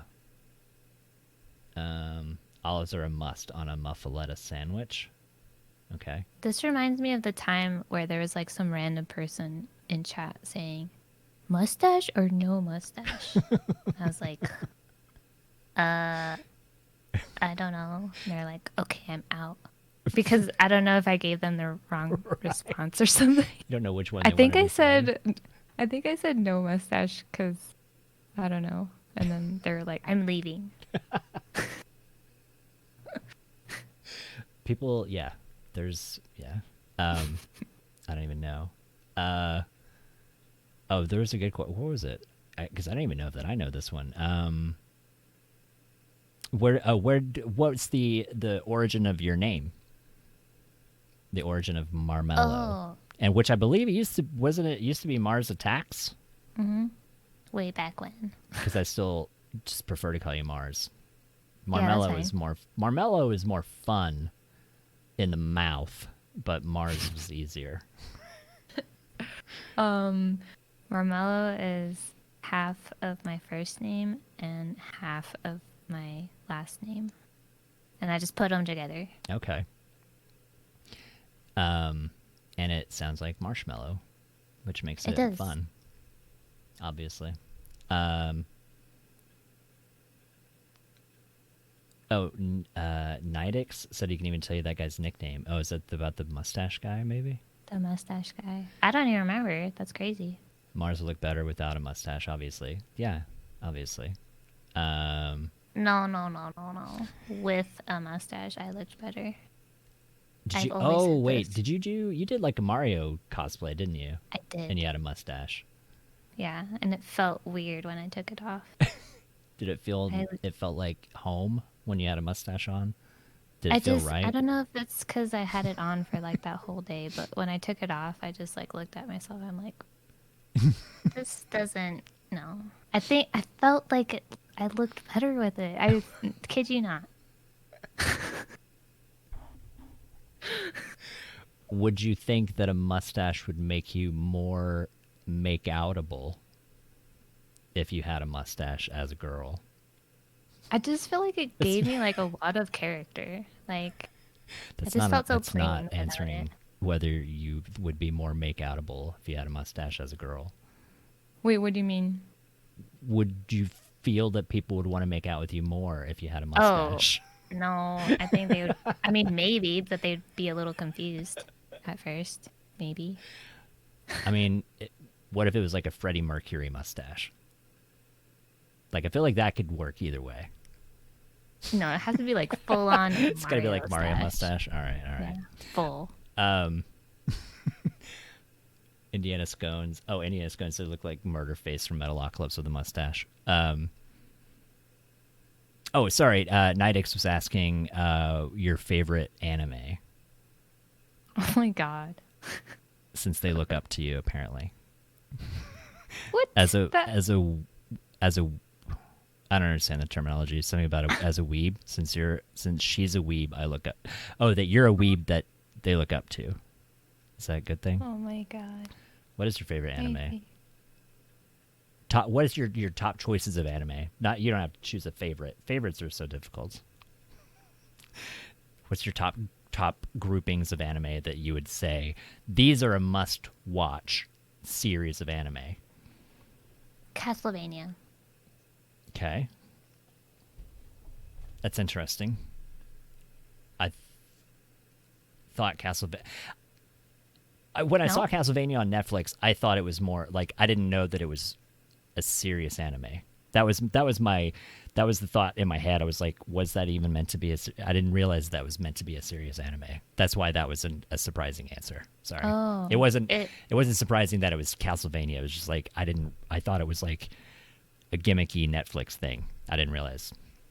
Yeah, it's good. You should watch it. All right, I have to go check that one out then. It's super gory, by the way. Heads up. Good. Spoiler alert. Good. The gorier, the better. All right, so what else? Castlevania and...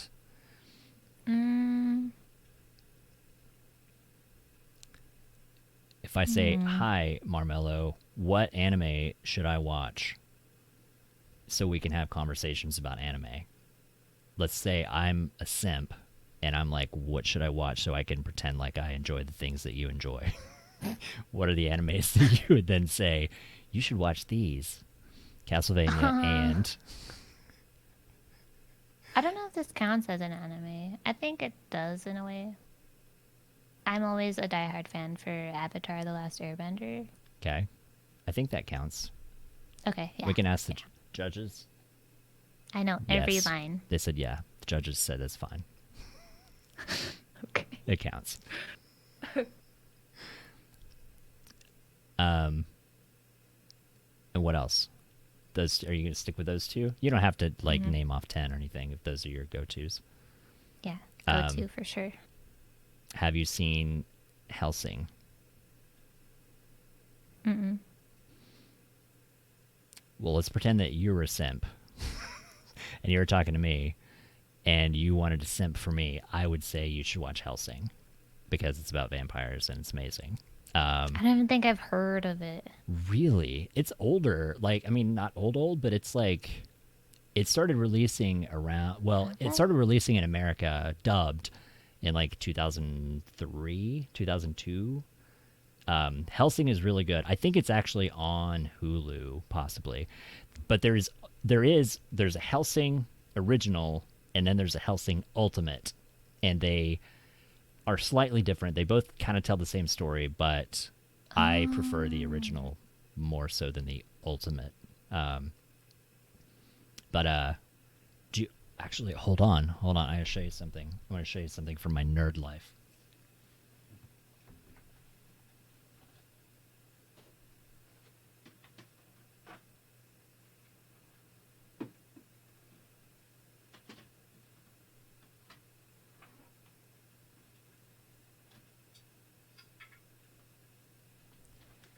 Are you ready to see how much of a nerd I am? Shoot. All right, I couldn't hear you. Are you ready to see my... Yes. So these are replicas from Hellsing. I'm not even a super anime fan, but I have these two guns from Hellsing. Oh my god. Yeah. Because I'm fucking cool. This is how I have nerd cred. It's because I have Hellsing guns. Would this make you a weeb? Officially? Does that? I don't even know what weeb means. Am I a weeb? What does chat think? Yeah, am I a weeb because I have a Jesus Christ is in heaven now Hellsing gun and the other one? And they're oversized. So, Addie says no. I'm not a weeb. More like, weeb is more like anime girls, not weeb enough. More like we. Nidic said you're the weeb and only you can judge. So I'm not a weeb though. So I don't know. So yeah, I don't know. So, but I have so Hellsing is really good, and Berserk. Have you seen Berserk with Guts?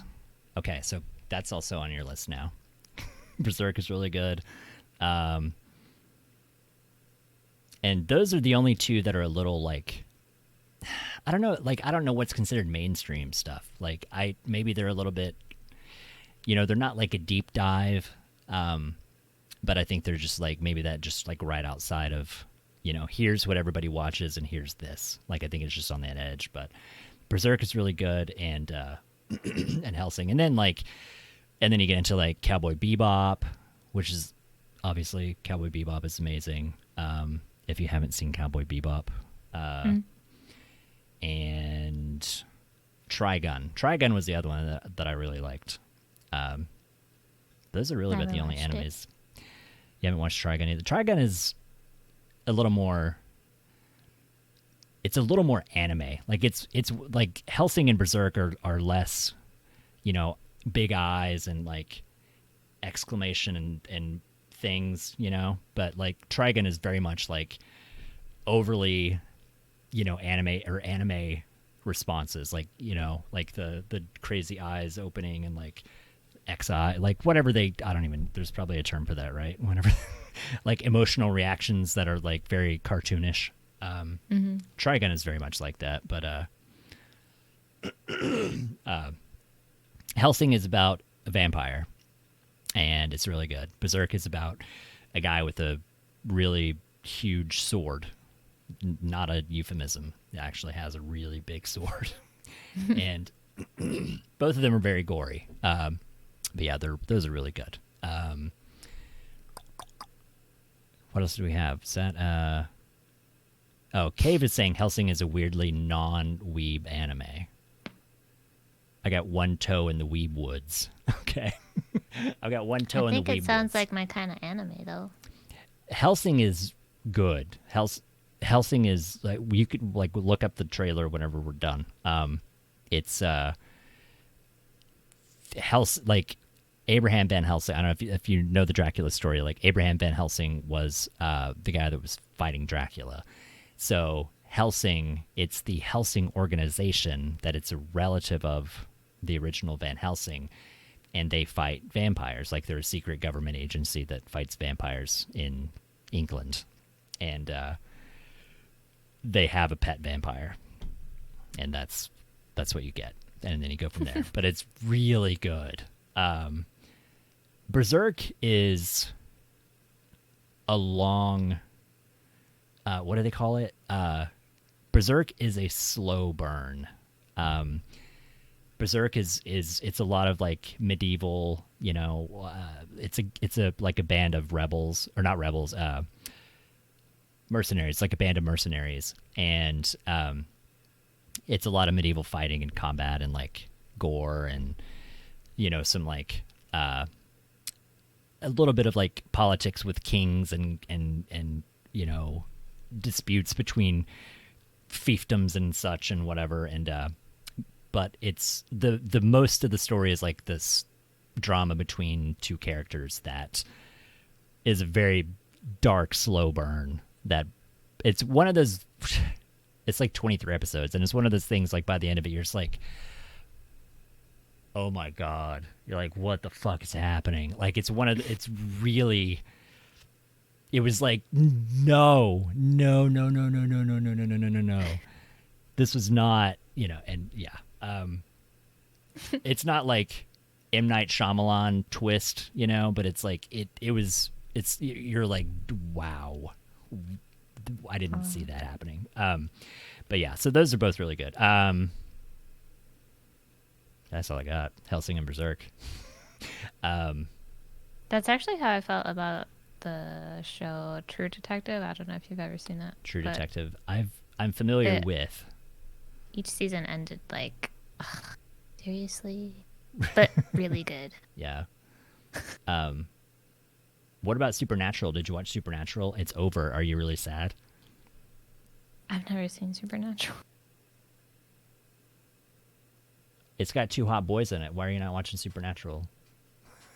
It's like a WB I don't even know teen who drama. is in it. Okay. Jensen Ackles, one of Jensen Ackles is one of the. There are 3 acceptable. I can't do a 3 because my fingers are terrible. There are 3 acceptable hetero male crushes in the world. One of them is Jensen Ackles. I don't know what that is. What? Did you see My Bloody Valentine? No? Okay. No.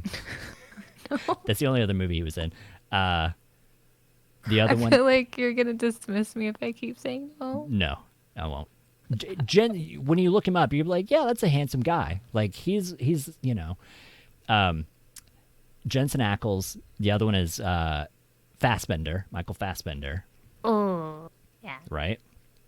And the other one was Sean Connery when he was young, like 007 Sean Connery back in the day. So those are the 3 acceptable male hetero crushes. Although I like to sneak in Brad Pitt. I feel like if Really?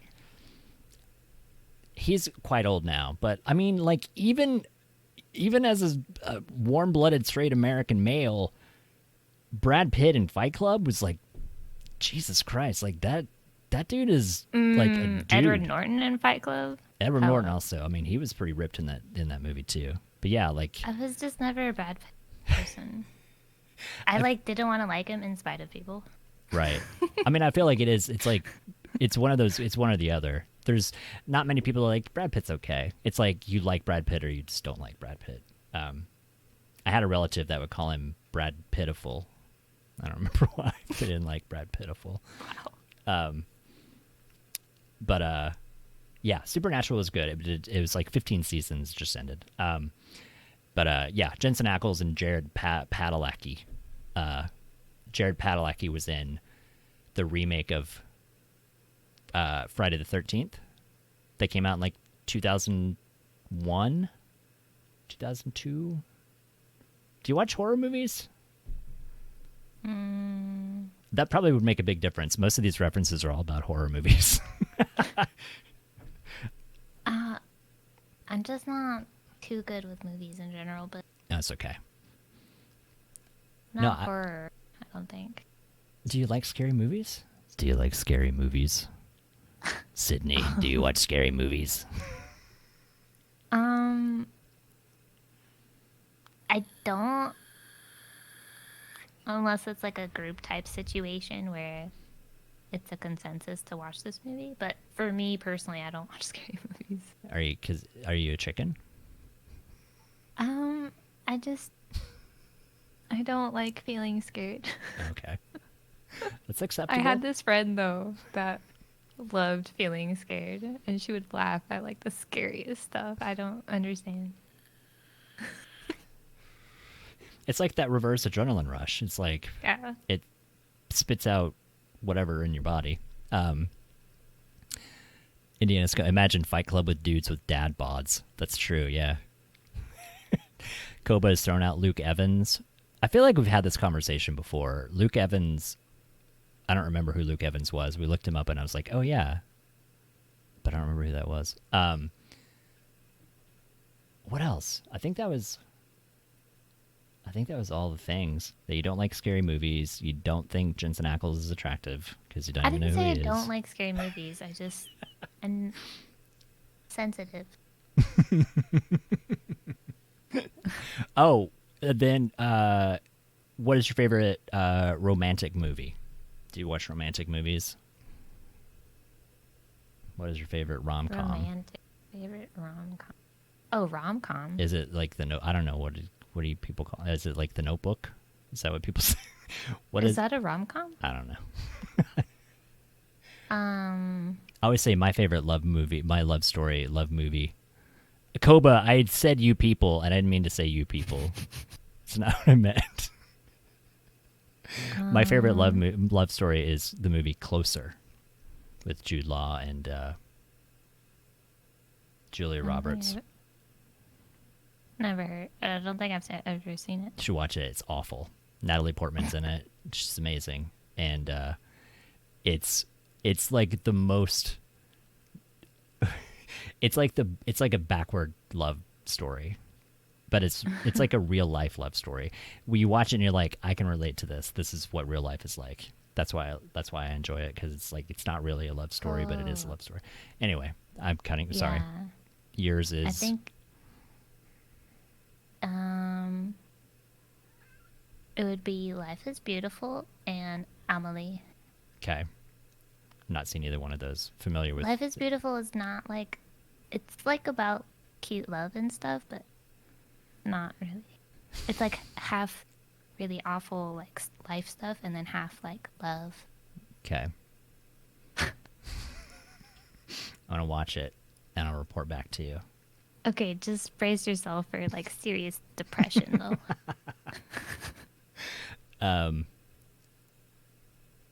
Let's see. Oh yeah, there's McLaughlin was saying 51st Dates. 51st Dates is a cute movie. It's true. Oh, that's more of a rom-com Yeah. because it's kind of funny but like cute. Yeah. Deadpool. Deadpool's a love story, I guess. Yeah. Oh, the first one though. I'm gonna have to stick with the first Deadpool. Yeah, I just watched the second one. It was good, but I think the first one is definitely better. Mm-hmm. I'm trying to think if there's anything else. I do owe you. I have it saved. I have it ready and queued up. I owe you footage of me as a toddler. Oh, you found some. Yeah, that we talked about this. So like 2 years ago, there was. It's that funny was because so like long ago, I think because I was actually doing a very similar thing. Like it wasn't like an interview thing, but it was like I didn't have something to play, and we'd just happen to be talking in chat, and like Syndra and you, and I don't. You did a show and tell for us. Yeah, and we were talking about like pictures and stuff, and oh, Fury just rated. Fury, thank you so much for bringing your people over. By the way, you told them I don't like simps. They jumped out. Damn it! I should have said I love all the simps. So yeah. So I had this. Let me find it now. I think it's gonna screw up your camera because I have to break this other screen. No worries. Oops, it broke. Hold on, let's go to... Whoa, what is happening? Where are my buttons? I'm hitting the wrong buttons. It's not the Stream Deck thing. I need... this. Be right back. And... wait. Is that what I needed? Where's it at? So I use 3 monitors. I keep my taskbar on the right monitor instead of the one in the middle that I use.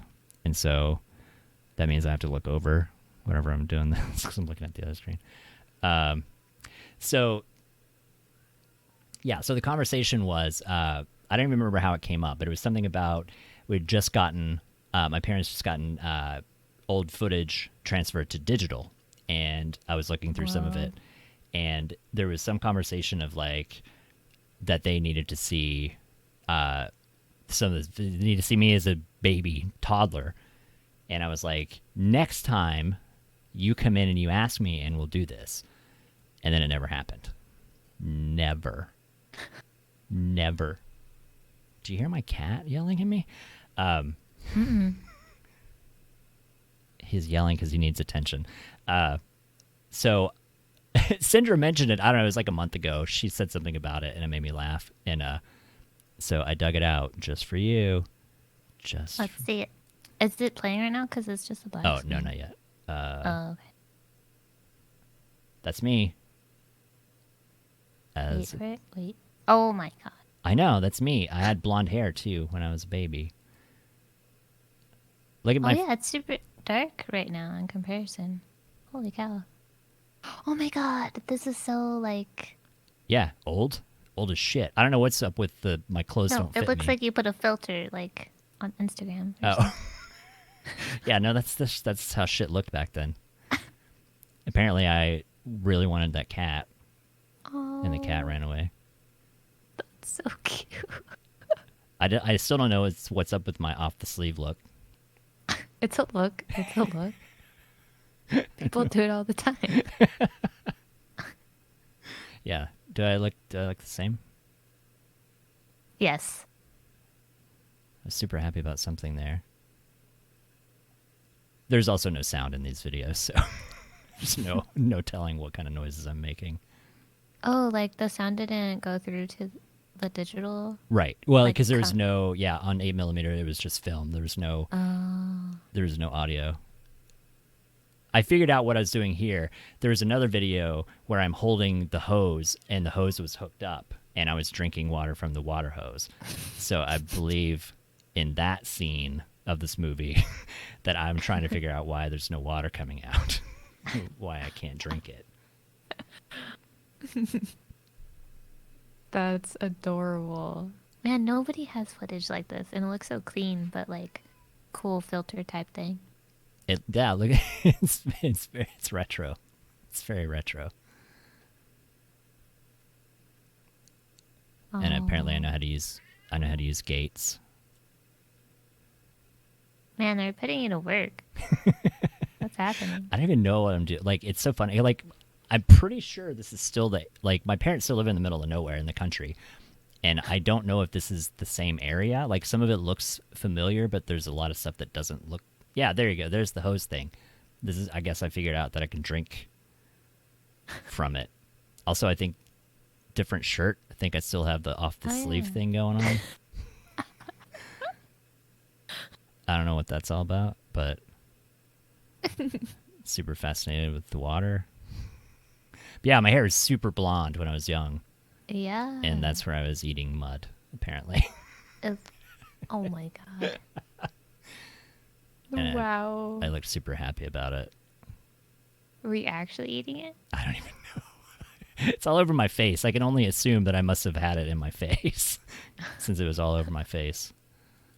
Yeah, that was me as a baby. Whoa. Is this you? No, that was my brother. Oh. Where was the... Oh, I lost. There we go. How do we go? Let's get you back on this. There we go. Oh, now it's all screwed up. Well, see, that's what I don't like about OBS. Like, it didn't keep all the settings that we had before. Yeah. But you taught me a trick to crop. So that makes it super easy. Mm-hmm. Boom. Nice. Cool. So that was... did everybody make fun of me? Country style gates? Yeah. Advanced gate knowledge? Yes. That video is pretty good. The people try to replicate that type of video now. Right. That's true. Like that. See, but that's the thing is, it was shitty back then. Like that's all they had. And now people want to make it look like that. I'm like, we've got much better technology. Like we can do this on, like on the internet and look great. And now people want to make things look like they were shot on a fucking 8mm camera. It's really funny. Yeah, I've gone through a little bit of it. I think it was like 2.5 hours, but it's a lot. Like a lot of it was my siblings because they were 7 and 9 years older, so they were much bigger than me. So most of it was them when they were young, and then a little bit of me. Oh. Yeah, it's good stuff. But I mean, I feel like I guess we can probably call it there. I feel like we've covered all the things. And now after 2 years, I finally showed you that video. It only took that long. And there's no, and I had even said it was gonna take convincing. Like you and Cinder were gonna have to like talk me into it or something. I don't even know. Or there wasn't even that much convincing. Yeah, I was like, you I'll show you. You gaved. Yeah. I just simped out, I think. That's the lesson of the night. It's simped out. It was a fun show and tell, though. I think people should do that more often. Although, it is I don't think people would be, like, willing to, like, share, like, their baby photo album all the time, but it's cute. Yeah, I don't even, like, I haven't seen that footage in so, like, that was one of those things, like, my parents would break out the projector and show that stuff, and, but they finally got some of it digitized. They still have a bunch more that they need to get digitized. But yeah, it's stuff that, like, we hadn't seen in a decade or more, like, because then it's like the footage gets all brittle and you don't want to break the film, and like it's a whole big thing. Yeah, you just got to everybody here just got to experience, like, no one in the world outside of like 4 people have ever seen that. Now all of you got to see me as a baby. Nice. Koba has a question. Can we talk to Vin Diesel about Arc 2 podcast? Yes. We can talk.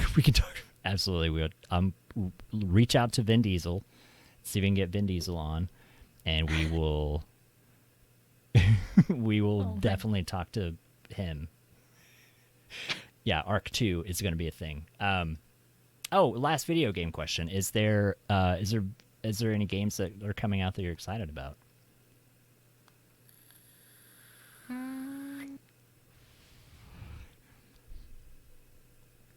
The only one that I'm excited about is a game called Atomic Heart. It's going to be an FPS, and it looks amazing. I don't think I've heard of that one. It's like a Russian developer, and everything is very, very Soviet, like 80s Soviet Russia, like weird and quirky and robotic stuff. And it's like a cross between Fallout and BioShock and Half-Life. If they had somehow had a tryst and were able to double impregnate one of the other, and then had a baby, it would be Atomic Heart. Atomic Heart. It's like all your favorite games combined into one. Yeah. Sounds like. Yeah, Half-Life, BioShock, and Fallout. Like, it's great. And it's Russian, so like everything sounds angry. Like all the yelling and screaming. I don't know if they're going to dub it or anything, because like all the videos have all been in Russian. So it's like I have no idea what they're saying. It's all just yelling. I don't think I do have any that I can think of off the top of my head. Yeah, Cyberpunk, it's one of those like I want to play, but it was not like I'm dying to play this game. But that's been the only game really that's been coming out that I've had any interest in playing. Otherwise, I can't think of anything else that, because it's like, what? There's nothing good. Like everything sucks. Grounded came out and it was whatever. And Doom Eternal. I do want to play Doom Eternal. Did you play Doom?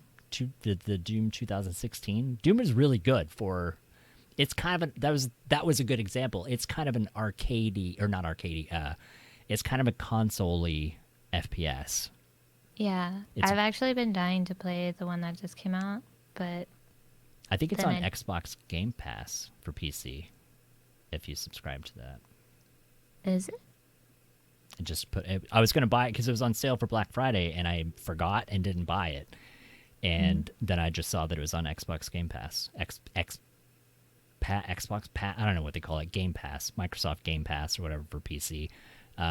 It's a decent service, like for the price that and like there's a bunch of games on there that you can play. But yeah, Doom just got added the other day. Doom Eternal. Oh, yeah, that was the newest one that I've been wanting to try. But like I said in the beginning, I really need to finish the games that I already got. Right. But yeah, Doom is one of them. Even though it already came out. Yeah. It was a lot of fun. I just played Doom 2016 recently, and it was really good. Like, I was really, really happy with that game. And I only paid like $5 for it because it was like 90% off or something ridiculous. So I got it for like $5.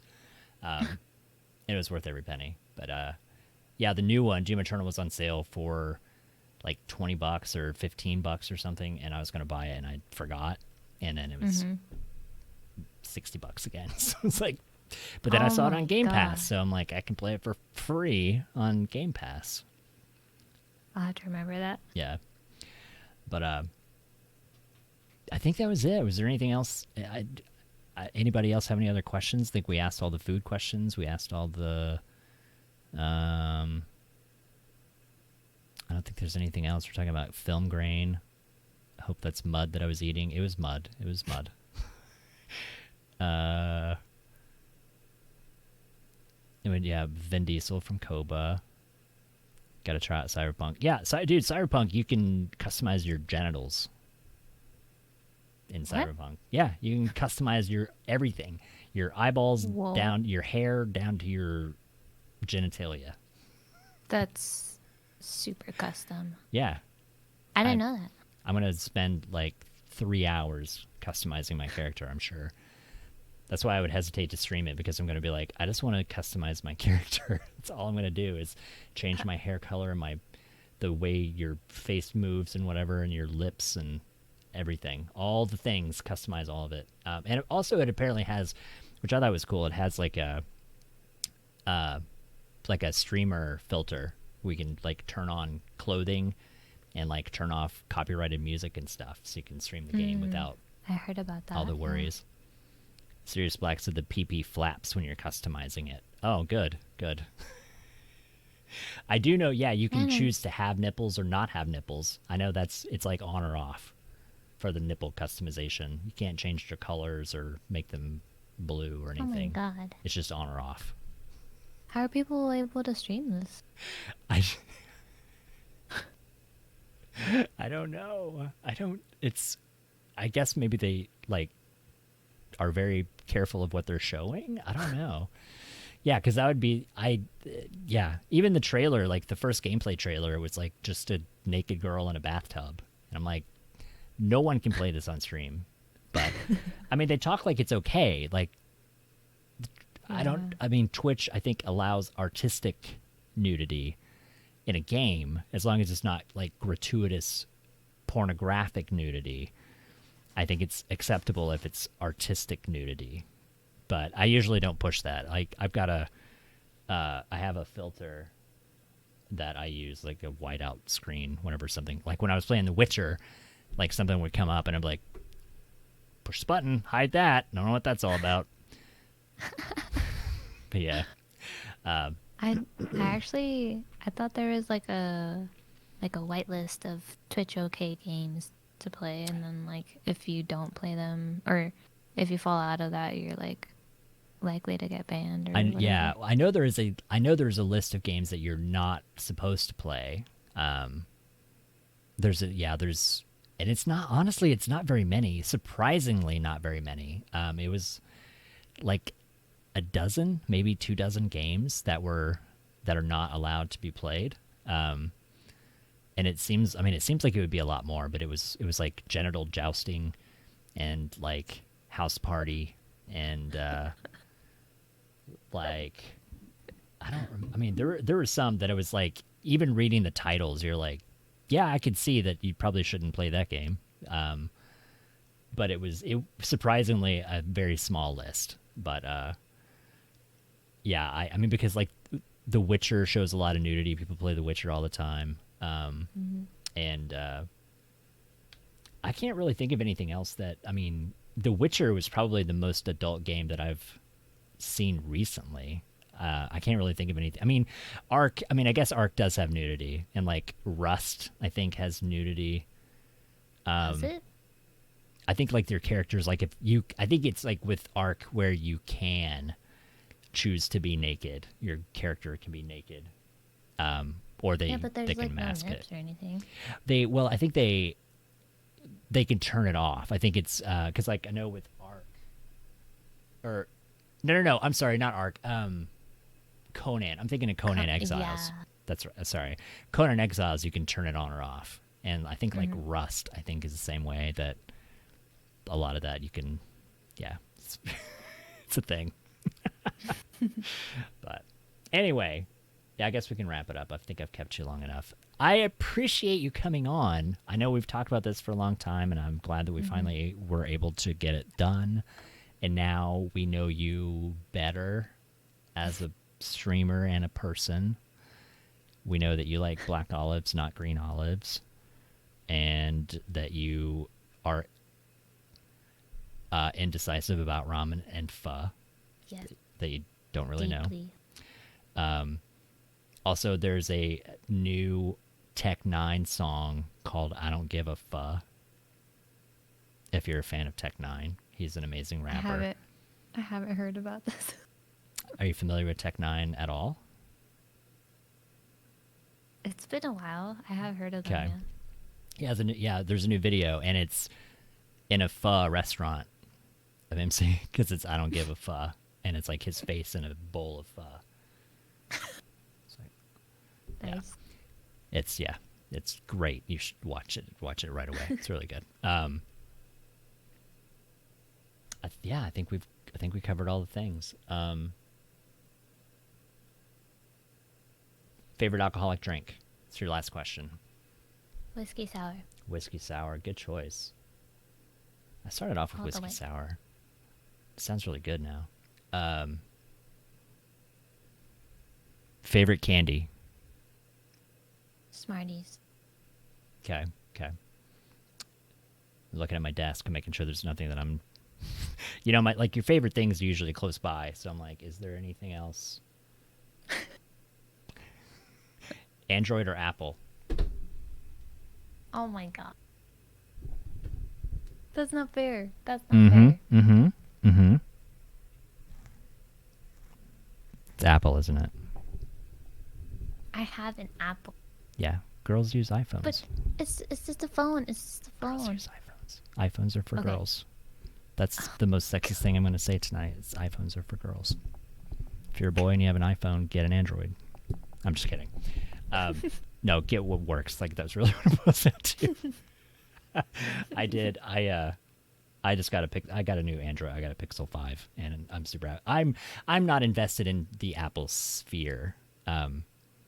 So I have no connections. Like, all my stuff is through Google. So for me, it makes sense to have a Google phone because I have no ties to the Apple world. I used an iPhone for a while, and it works great. Like, it's absolutely fantastic phone. But I just have no, like, I don't have stuff in iTunes. I don't use a Mac. I don't do anything with Apple. So for me, it's easier because everything of mine is in Google. But I think that's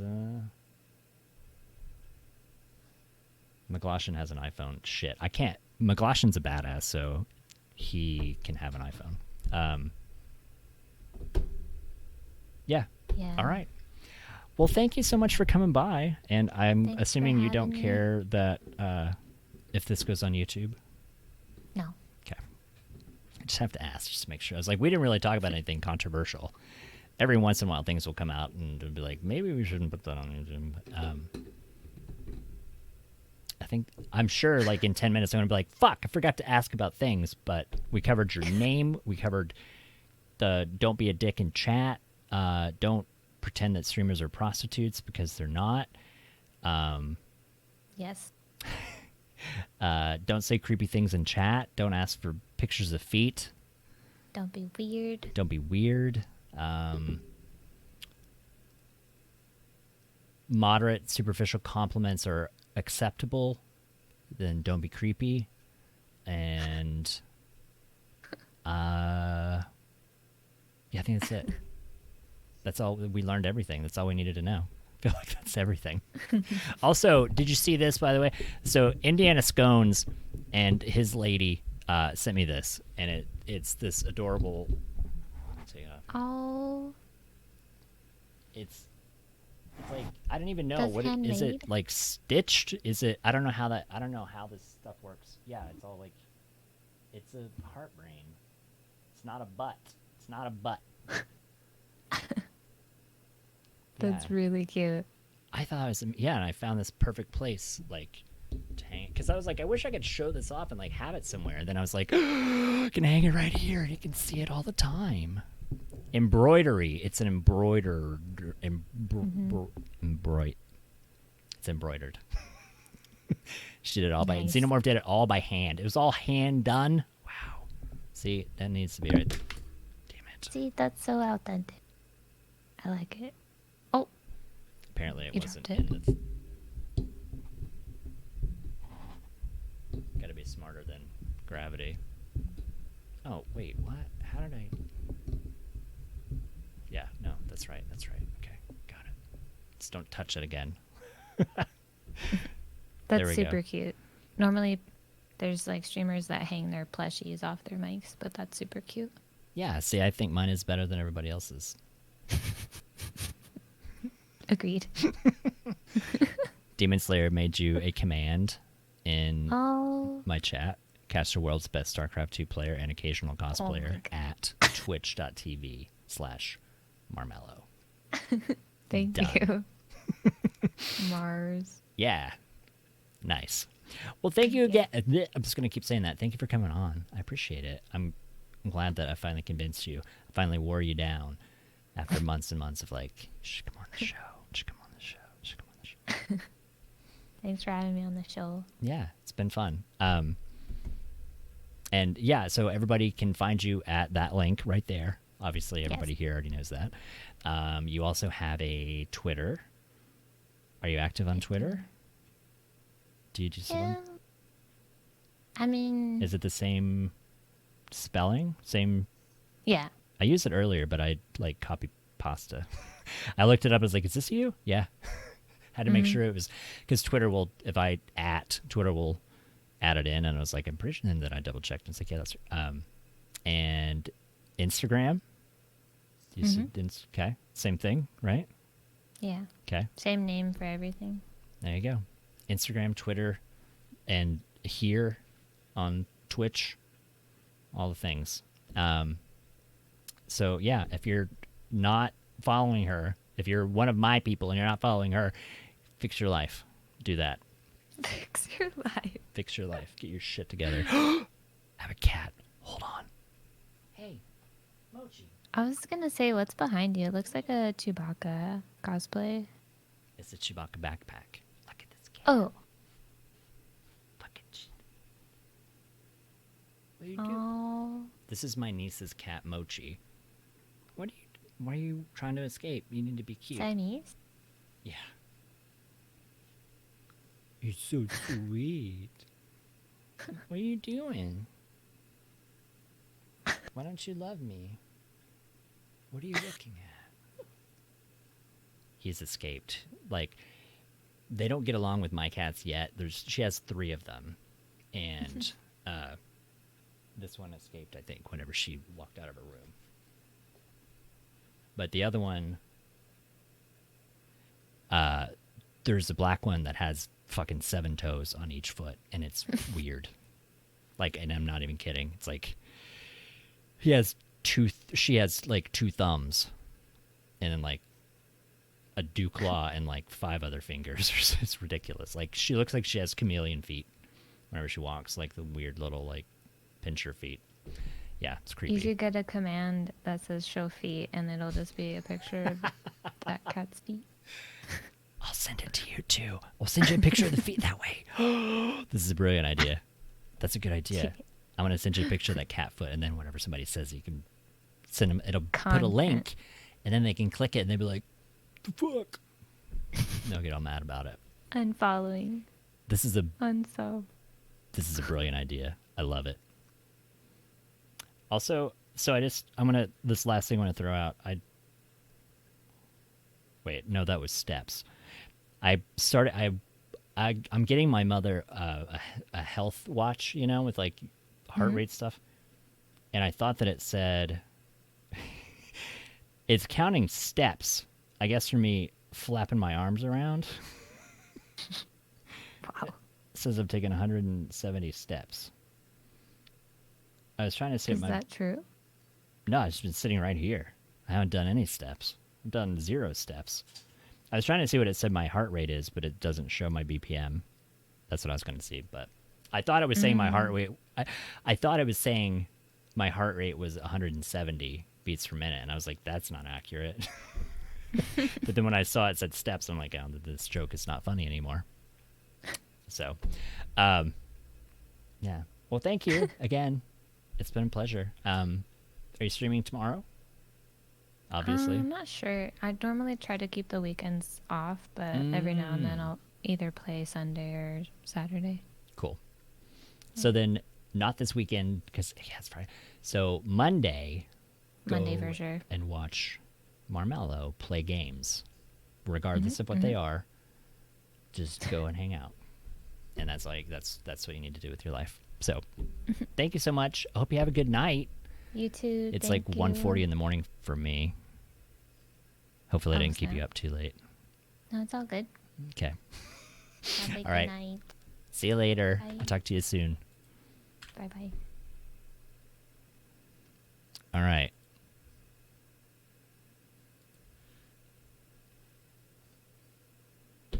It's me. 5:40 p.m. in Australia, 2:40 a.m. for Demon Slayer.